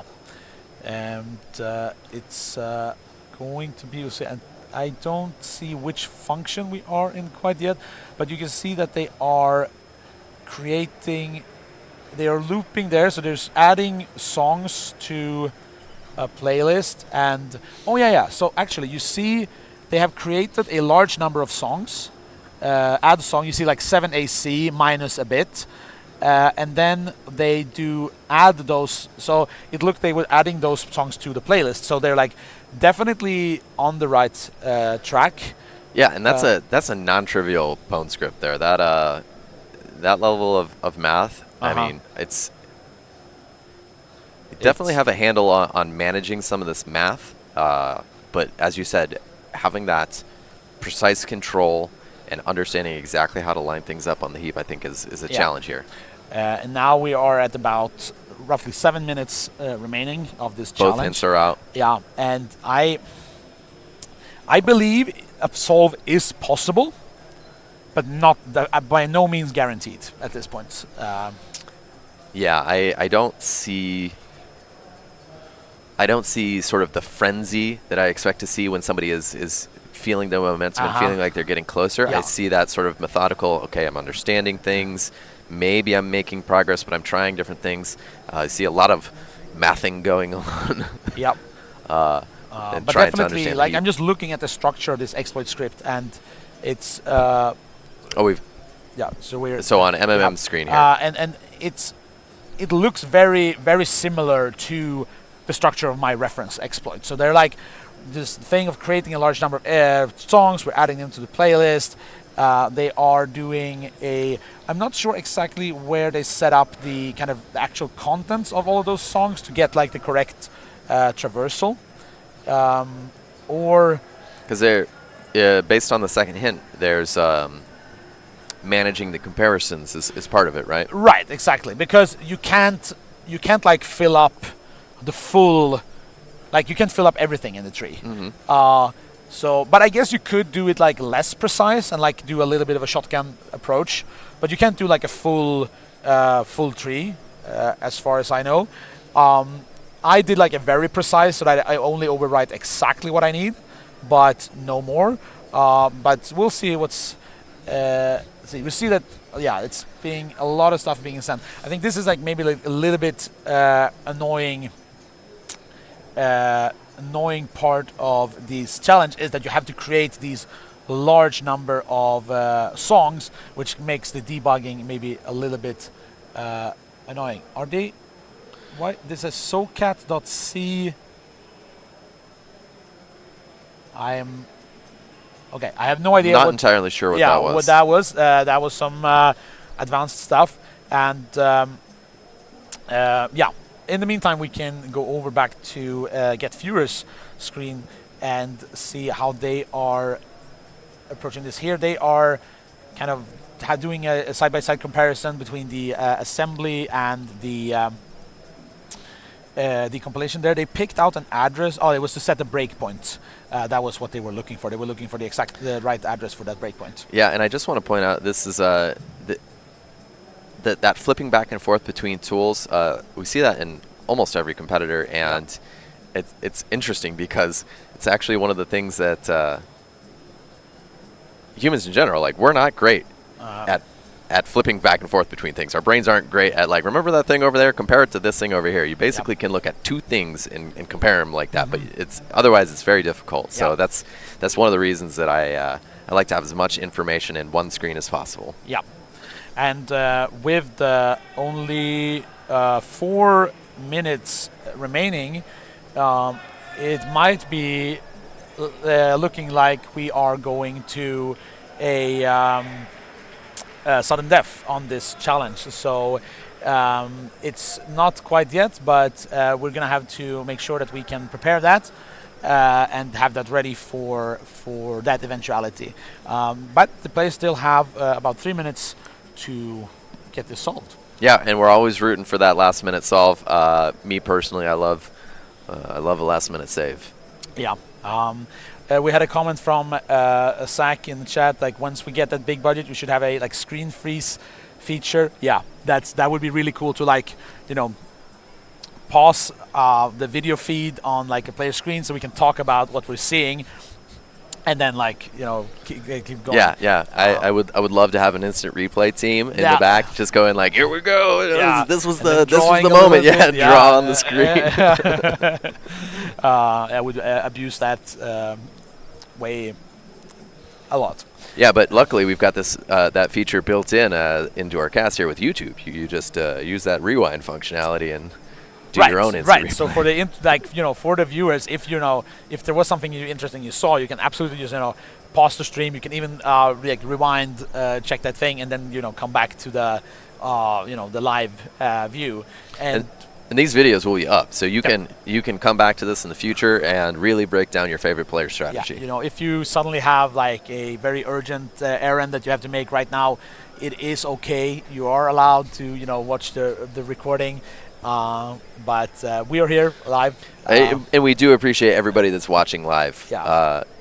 Some diehard CTF fans out there, we heart you. Yeah, Mark, we have someone with the same thinking as you, saying just imagining a John Madden replay breakdown of a CTF. That's always been my dream, to be the John Madden of CTF. Yeah, would be really cool to see. We have actually now only like a minute left, so I think that we are going to have to bring this to a sudden death. It's going to be in just a moment that we're ending this, but this players still have like a minute, but I don't think there's any way they will be able to solve this, because I haven't seen a local solve of this yet.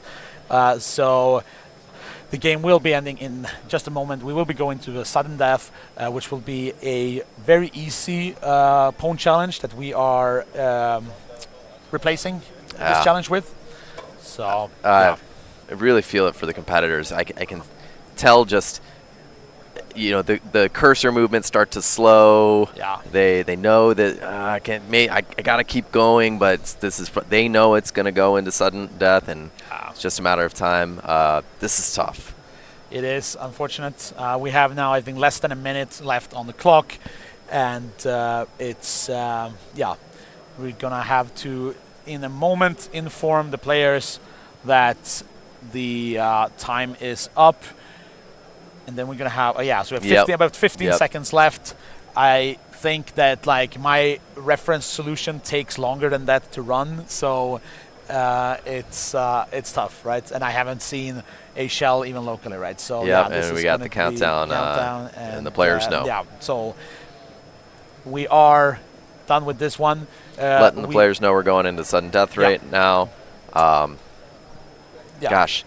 So we will be just doing a very quick setup here. I think we have it fairly prepared on the production side, so we're going to try to be quick about this, because we have, after this match, we have the grand finals coming up. That's true. Gosh, and so to keep that in mind is that you go to the distance on this challenge, you win the sudden death that we're about to play, and you get to play again in the finals.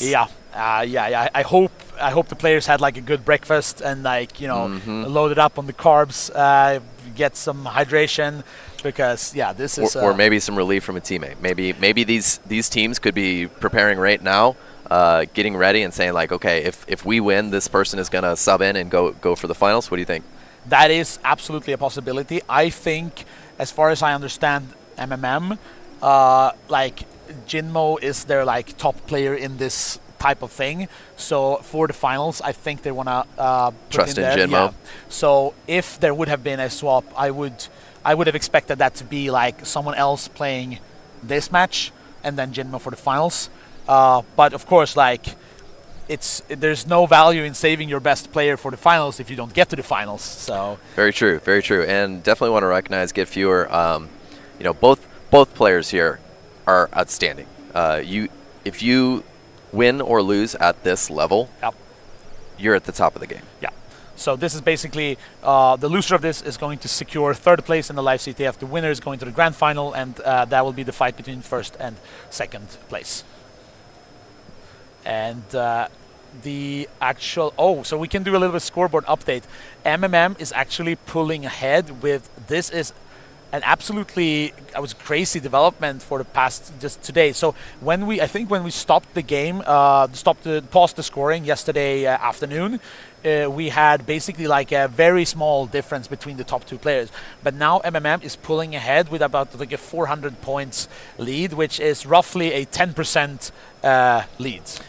So my question is, are they going to mask that scoreboard at the end? Because I know that's a very common thing that near the end of the game, won't show the scoreboard. I A don't little bit of suspense. think, I mean, I kind of like that, but I don't think the DEF CON CTF does that. Are we ready to go? Okay, so we're getting confirmation from our production that we are ready to go. So we're going to check the players are ready to go, and then we're going to start in 5, 4, 3, 2, 1.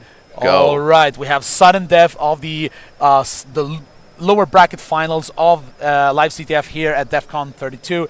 This might be a quick one. This one is called Set Jump Around. Maybe a hint towards where this is heading. And this, I Maybe think, a is set another jump, long jump kind of thing. I think it's something like this. I think it's another Glenn special, if I'm not mistaken.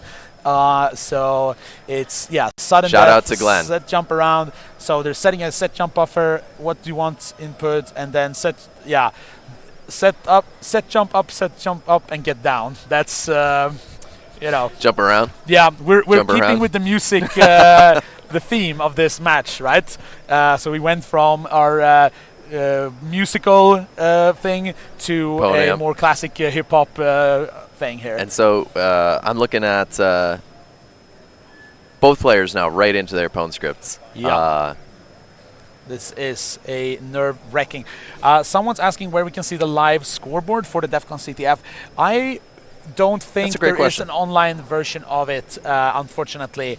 That's because of the way the infrastructure is set up for the DEF CON CTF. It's usually very local. We are going to have a look at over here on the side of GetFewer. They have something saying so they're basically The challenge prints. the challenge print a set jump buffer. Mhm. I'm Both players are printing it out in hex right now. I'm not too familiar with the. Can you tell me about the set jump functionality? It's one thing I read about it at some point, and then I think it's a super weird concept, if I remember correctly. It does some really weird stuff. But so this is something it's really it's designed for exception handling, if I remember correctly. exactly. That is basically as far as I can remember it. Where you're, so saving an execution context that you can then return to later, and so it looks like this is giving a pretty straightforward control over that buffer that is then going to be long jumped into. Now we can I'm just putting the screens up side by side because this could go. I'm trying to keep up with both screens and just seeing where the action is, and with these sudden death challenges, things could happen. See a win function there. So really, probably just what do you need to do? What do you need to put in that buffer in order to long jump directly to that win function? Right. It should be pretty straightforward. Yeah, and we can see on the side of GetFewer that they were looking at kind of the libc version. They used this kind of nice trick where libc, the SO file, is also an executable, so you can make libc executable and run it. It will print out a version number and stuff like this, which I think is a cute little detail. Yeah, and I think we just saw the chucksec output there. That there's really no protections. This should be pretty straightforward. Just right, jump, and there is a win jump function to the there win that we function. can see. It's yeah, because I'm not familiar with the format of what that buffer looks like. Yes. I guess we are. I mean, as you said, saving an execution context. So, are there parallels to some what is it called? The syscall, the return, sig return kind of thing. It's maybe some parallels to that kind of concept. But I remember, I wonder if I've ever played the CTF challenge with this.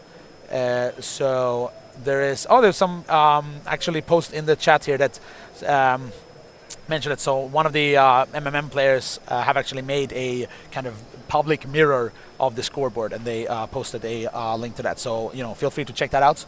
And so the GetFewer player is really doing this, writing the exploit script, doing some dynamic stuff, while over on the MMM side, I think there was a lot of looking around in IDA, trying to figure out some details there. But now they are back over to the exploit script, and you know, writing. I see some kind of hex value there that looked like it was very deliberate.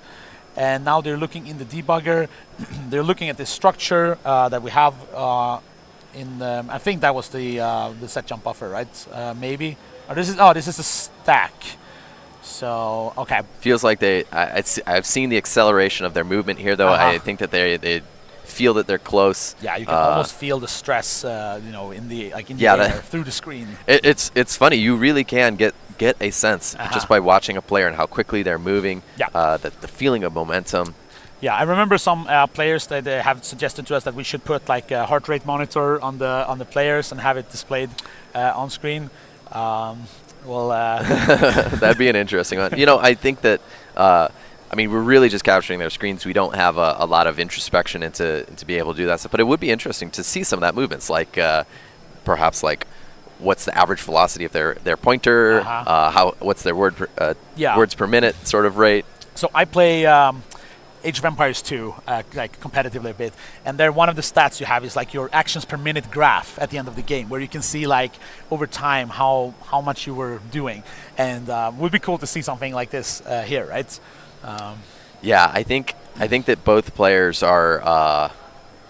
Gosh, it's tough with the sudden death. You kind of are hoping that it's going to be really quick, but again, fatigue is real. Yeah, absolutely, and we can move over to the GetFewer side of the challenge of the match, and see that they have.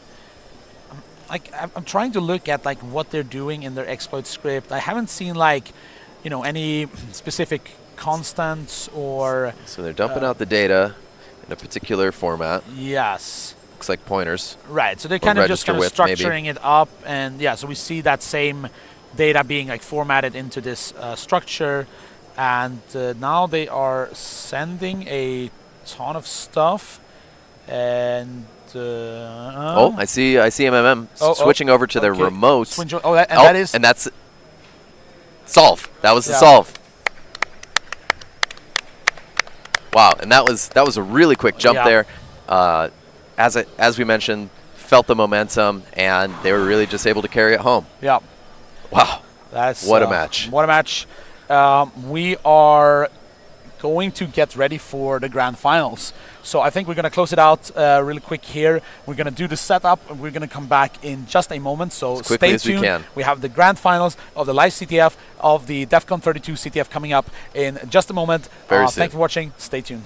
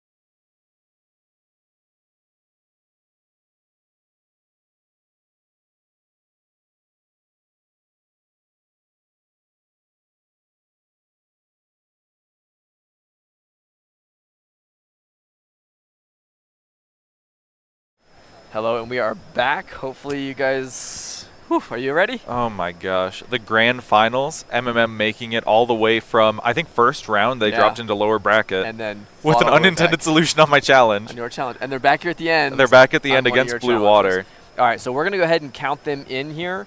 So we're going to give them their 5-second count to let them know that they can start. We're also going to be pumping our audio into the room here, so we might start. Yeah, we have some calibration going on right now. You may hear some of that in the background. So let's go ahead and we'll do our 5 count, I think, and then we'll kick it off. I think so.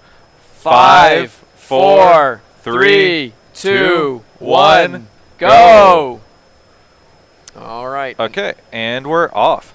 So this is the final challenge I wrote for the CTF. It's called Sheep. It's opponable, right? It's opponable. Opponables here at the end. Yesterday was heavy RE. Today is RE and then 2 pwn. So this is called Sheep. It is me running out of challenge name ideas. Is this spelled S-H-E-A-P? S-H-E-A-P. It stands for stack heap. And you do have symbols. I see here looking yes, at I added BlueWaters. oh no, I didn't add debug info. But, I mean, it just calls out to setcomp and everything. Oh, those are all inputs. Okay. Yeah, so basically what this challenge is, as you can see the players going through now and figuring out, is you get the main thread, you get a second thread that waits, they're looking at the locks, they're like, yeah, so on and so forth. It turns out that locking is actually hard to get a reliable pwnable. So the locks are just real. There's nothing wrong there. That's just how locking looks when you really want threads to work. We intended, hopefully. God, yeah. Let's hope. Let's not have an unintended solution sandwich on my challenges. Yeah. So what happens is you another thread gets spun up. It gets setcomped. By the way, setcomp per thread. You can set to be entire process, but by default thread. And any child thread spawned off of it. They're both adding those setcont enums there to get the right permissions. So, I mean, you get everything you need to actually do locking and stuff. You get futex, you get read, you get open, etc. So, then that thread then reads in some, amount of shellcode. So, MMM's already just started their throwing script here, right? Oh, yeah. I don't know if that's because they know what they want to do I mean, already, this is boilerplate. If they just go in and they're like, oh, let me just read the flag. If this is unintended solution and MMM wins on it, that's really funny. That would be ironic since they lost on unintended. But it looks like they're understanding, okay, yeah, this is a shellcoding challenge. Okay. So the weird part about this challenge, because Jordan, if it was just a thread that you run shellcode in and get the flag, easy peasy, lemon squeezy. Weird part, and I think the actual function name in the challenge source is called cursed. Okay.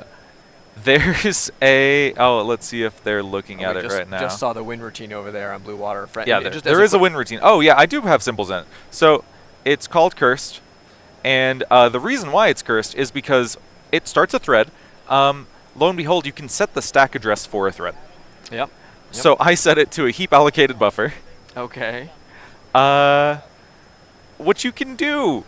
So that's cool. So you essentially get shellcode execution in the context of the parent process, setcomped, and then you need to leak the quote-unquote stack pointer, Which like is a heap pointer, so like a shared heap, maybe.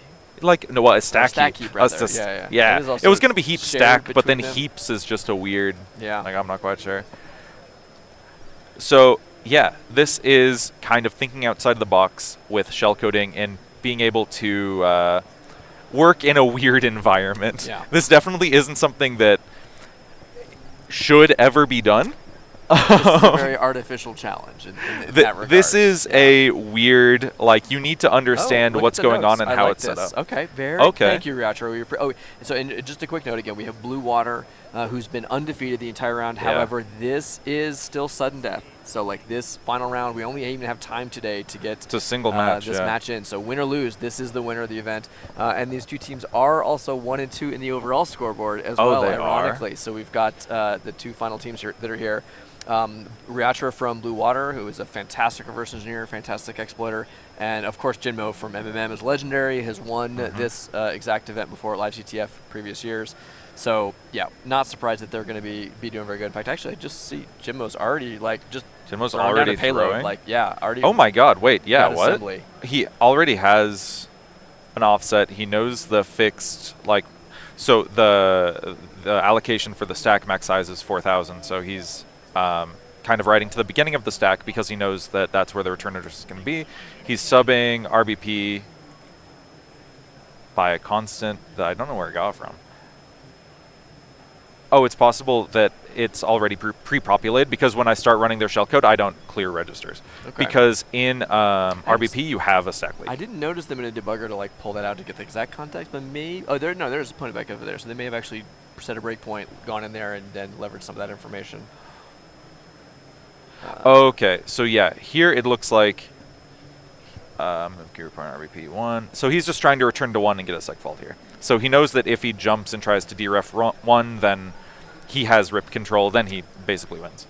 BlueWater, by the way, is over here checking strings on libc, looking at the exact version. We give them the libc. Arbitrary memory. This isn't. I don't know. Exit hook. Okay, Using exit so handlers. I'm So not sure what they're okay, doing for- what they might be trying to do is because exit is allowed, register an exit handler by calling into libc. So you only need a libc leak. You don't need the actual stack leak, but the stack leak is harder. Or oh, you don't need the. Yeah, that would make sense. I'm not really familiar with if that. this works or not, we don't know. Okay, If so that we're- works, that would be really we're gonna put interesting. this That's in a maybe. unintended. Yeah. It's not the it's Wait, well, not it's- unintended. It's just not the final step expected is unintended, solution. yeah. Right. This is not the solution we expected. It's not what mine looks like. I'll yeah, put that. Yeah, fair enough. And then and again we have 2 light mode IDAs, so again we're back to the Our poor eyes, harder to- brighter than the studio lights. Well, it's just harder to tell who's who too. It Especially when really one's is. dark and one's light. It's Yeah. a little bit easier, but Well, they match the jackets too. yeah, there we go. See, perfect. All right, so back over at MMM, we've got our debugging session. All right, so they're going through. They're trying to figure out why isn't the leak correct? And I think because they're adding OX 4000. Oh, OX 4080. I think that's unmapped. Let's see. So they push RBP. They deref RBP into RBP. So BlueWater over here is doing kind of a little shell test thing. I think they're compiling their own function just to verify this add exit approach, I believe. So it looks like they're just doing this test one. They're going to go ahead and debug it. Look at the systrace. And Okay, then so add exit. Oh, I couldn't read it. He's too fast to reading. the later we get in the bracket, the harder it is to keep up with them. which Yeah, is they're kind of looking for like expected, one but- specific word, like does not. Yeah, in the man page, you're like, exactly got where it. they're at, and then they're gone. Get the libc address, main address, and call add exit. Okay, so okay. I like the notes. I Thank you. actually Thank you. really like this. Yeah. Because exit it is not secomped out. You can call exit. Registering an add exit handler to call win. I really, really like that idea. That is not what I was thinking this would be, but And it looks like Jinmo's doing your expected solution, right? Yeah, Like, Jinmo's look going at for my they're expected writing solution the shell here. coding solution here. So it looks like they're trying to leak. What would that be? Text base? If I had to guess, just based on the fact that they're using RBP and RBP relative leaks.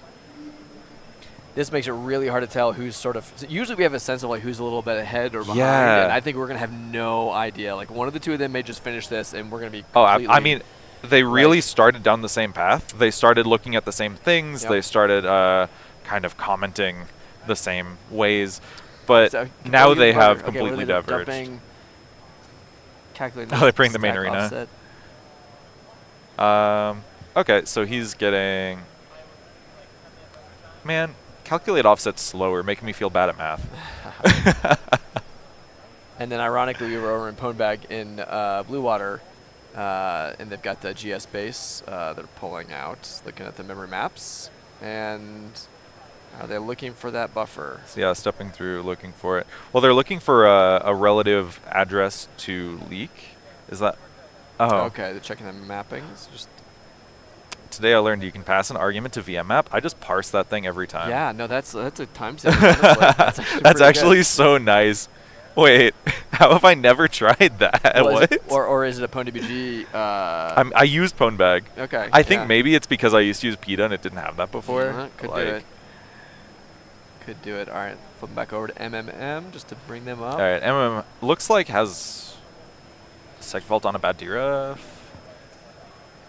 Yeah. So they're just reading bad offset right now, it looks like. They're dereffing some random, like 4 bytes. Oof. All right, well, I think they both are making progress. We're seeing, oh no, here we go. Actually, let's go back into BlueWater. So they've actually started a shellcode buffer now. Here, oh, yeah. too. So this is their shellcode buffer. They wanted to overwrite the All right. looking for add exit. So they're puts. going to leak puts here. Leak something from the god.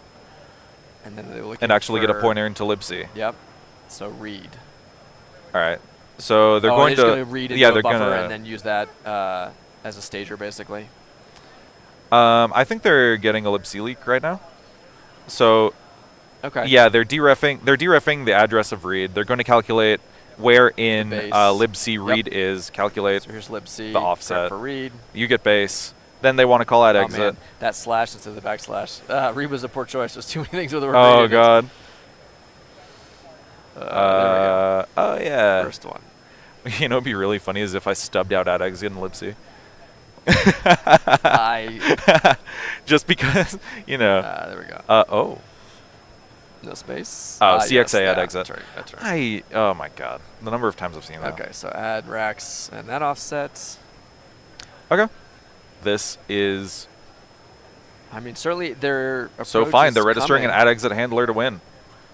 Oh, this is close. This is okay. So And then you just need to load exit and syscall. we're reloading over an MMM, reloading the challenge back. Oh into- no, they're loading libc. Oh, is it libc that they loaded? Yeah, so oh, I you're think right. they're calculating double-checking. offsets also on MMM. They're looking for But offset. I like the NM approach. Honestly, just faster. NM grep and pull out your offset. I think yeah, that's the way to go BlueWater there. though are really close. Like that looks It looks really like a really good. viable approach. I mean, I don't even know. Oh, RDC. RDC. Typo. So sorry, we're on the wrong way here. Yeah, RDC. ZXC. RDX. Yeah. And that's one nice thing about doing a separate. Actually, notice they Oh, included yeah. the separate file, so they get the free syntax highlighting. Whereas if you'd done that in Oh, a, that's like actually a, super nice. That's yeah, I actually always smart. do mine inline like No, Jinmo's exactly. doing right So now. Jinmo's got the inline triple quotes for like the extended string, but like this. Man, I might add that that's to my clever. opponent scripts. I know. I like that. I like that approach. Just have sc.asm. All right, so add exit that handler reason. might be called. They're testing it. Let's see. Is it going to call win? Stepping through, They're not making gonna- sure everything is loaded correctly. BlueWater's looking really, really close. Okay, they're gonna call CXA add exit, which should register the handler. And please step out of that function. Don't step all the way through add exit. And just in the other screen, we've meanwhile got Jinmo furiously calculating offsets here. Which So those not far behind, I don't think though. Like yeah, oh, back here to really. the solver I quick. mean, wait, I mismatch operands. Okay, yep. You got to tell what register Oh. you're gonna pop. Is this it? pop Rex Is red. this it? Oh, Reds. Nice try. No. well, maybe, because he called. Wait, is he switching to remote? Yeah, he called He thinks exit. he's got it. He thinks he's got so it. he might have gotten it. I didn't see a shell Oh, he's copying it to his local box. running a remote. I mean, but it didn't close immediately, so that means it can. No, so file directory. Yes. Oh, he forgot to copy his shellcode file. But I think that's the BlueWater's downside gonna of that get it one. right now. It looks real close. It looks real. Could not find a remote process on this machine. Are they Cannot still find a remote process. remote oh, is Oh, is he remote still process. using process? Oh, their Wi-Fi's off. He can still access You it. can still access the host. I think he's calling it's process. his script. Our remote. No, he's calling remote. 106104. 30,003. Keeping an eye on Jinmo though. Oh no. Keeping an eye on Jinmo because like, oh man, this is so close. This is so close. No module link. Oh, Oh my no. god, no. Killed by your own tooling. Oh, that is. Oh, pip install Pwn tools. And this opens the door. Oh This no. opens the door. How close is Jinmo? That is the question. Oh, fighting now. Oh, fighting fighting now Python. version. Oh no. Okay, this is the nerves. This is the nerves of being on stream. And actually, I will say that Jinmo has had to like play. Yeah, straight through. Jinmo's. BlueWater got a little. Wait, was that it? Is that it? I saw files on. Could I saw a file not listing. find remote process. Oh, he's calling GDB attach with the process. That's it. So he's gonna get it now. Is that it? Fix it? Pulling Yeah, it. I think he's gonna do it now. This is so close. Because he was calling GDB attach on I see like it. That some did it. random Remote. EOF. Dot smitter. Dot smitter. No. No, EOF. Oh. Okay, double checking after his changes, Yeah. bringing it local. Is he this using the machine right habits. libc? Oh, that could be important. Oh, there was the strings grepped the libc earlier. Yeah, I wonder We if he did see grepped the that. right libc. Or it could have been like a slightly different patch level or Yeah, something. because he was he was running. He's running Oh, GDB, no. so his offsets might be off. Unless I didn't see any like LD preloads in there or anything. Like I didn't see him using the LD we gave him. Yeah, that's, I mean, to be sure, that's why we give you every time the LD preload. Yeah, we give you LD, we give you Oh my libc, goodness. This, any libraries. This is like, this is painful. So, there is no reason to. Oh. Oh, that's it. Is that it? Nice. That's it. Congratulations. Oh my God, well done. BlueWater. Awesome work. Awesome work. Good Ugh. job, BlueWater. Congrats. Very, very good. That was fantastic. Oh my Woo. gosh. And you could hear the whole team. Not cheering the in the intended background, solution too. path either. But very viable. And Yeah. I think Jinmo was absolutely on the right track too. Jinmo was super close too. That was a great one. Oh my gosh. Good job. That Thank was you a very really much good match. to all of our players. That's Absolutely. glad we Everyone could has have said done that. great. Well, I know it's like an everyone's a winner kind of thing, but honestly, like these are the best of the best. Yeah. Everyone who came up here and made progress on a challenge even. I don't think really we've talked props. enough about how stressful it is to sit in that chair and to have the pressure and watching these people like Oh, sit with God. the nerves, get a countdown, have people watching them. We really appreciate all you coming up and playing. So yeah, thanks for all the teams. Congratulations. Yeah, congrats BlueWater. Congrats 22 MMM minutes for left. a second. 22 minutes left in the It's CTF. looking like MMM's got this one in the bag. They've got MMM a little extra might. points from I this. don't know how many points we're worth. I don't know. We're only 4 ticks behind on the Scoreboard looks like scoreboard. it's updated. MMM is pulling away, has a pretty good lead, so most likely we'll see them at the award ceremony here in a little bit. But again, congratulations to everybody. Thanks for joining us. Yeah, thanks for tuning in for another year of LiveCTF. It's been great. Shout out to everyone on the team. Thank you to everybody who participated. Glenn, who's not here with us. We've had Mason behind the scenes, Mark and Carl and Josh and even Rusty Jordan. did a few of them. I did. Rusty just did Sudden some of Death the we stuff. used. Yep, exactly. Yeah. So thanks again to everybody. We appreciate it. I guess we'll be back next year. Next year. More qualifiers. Next We'll year see. in Vegas. We'll see. All right. care, everybody. Take Bye-bye. care.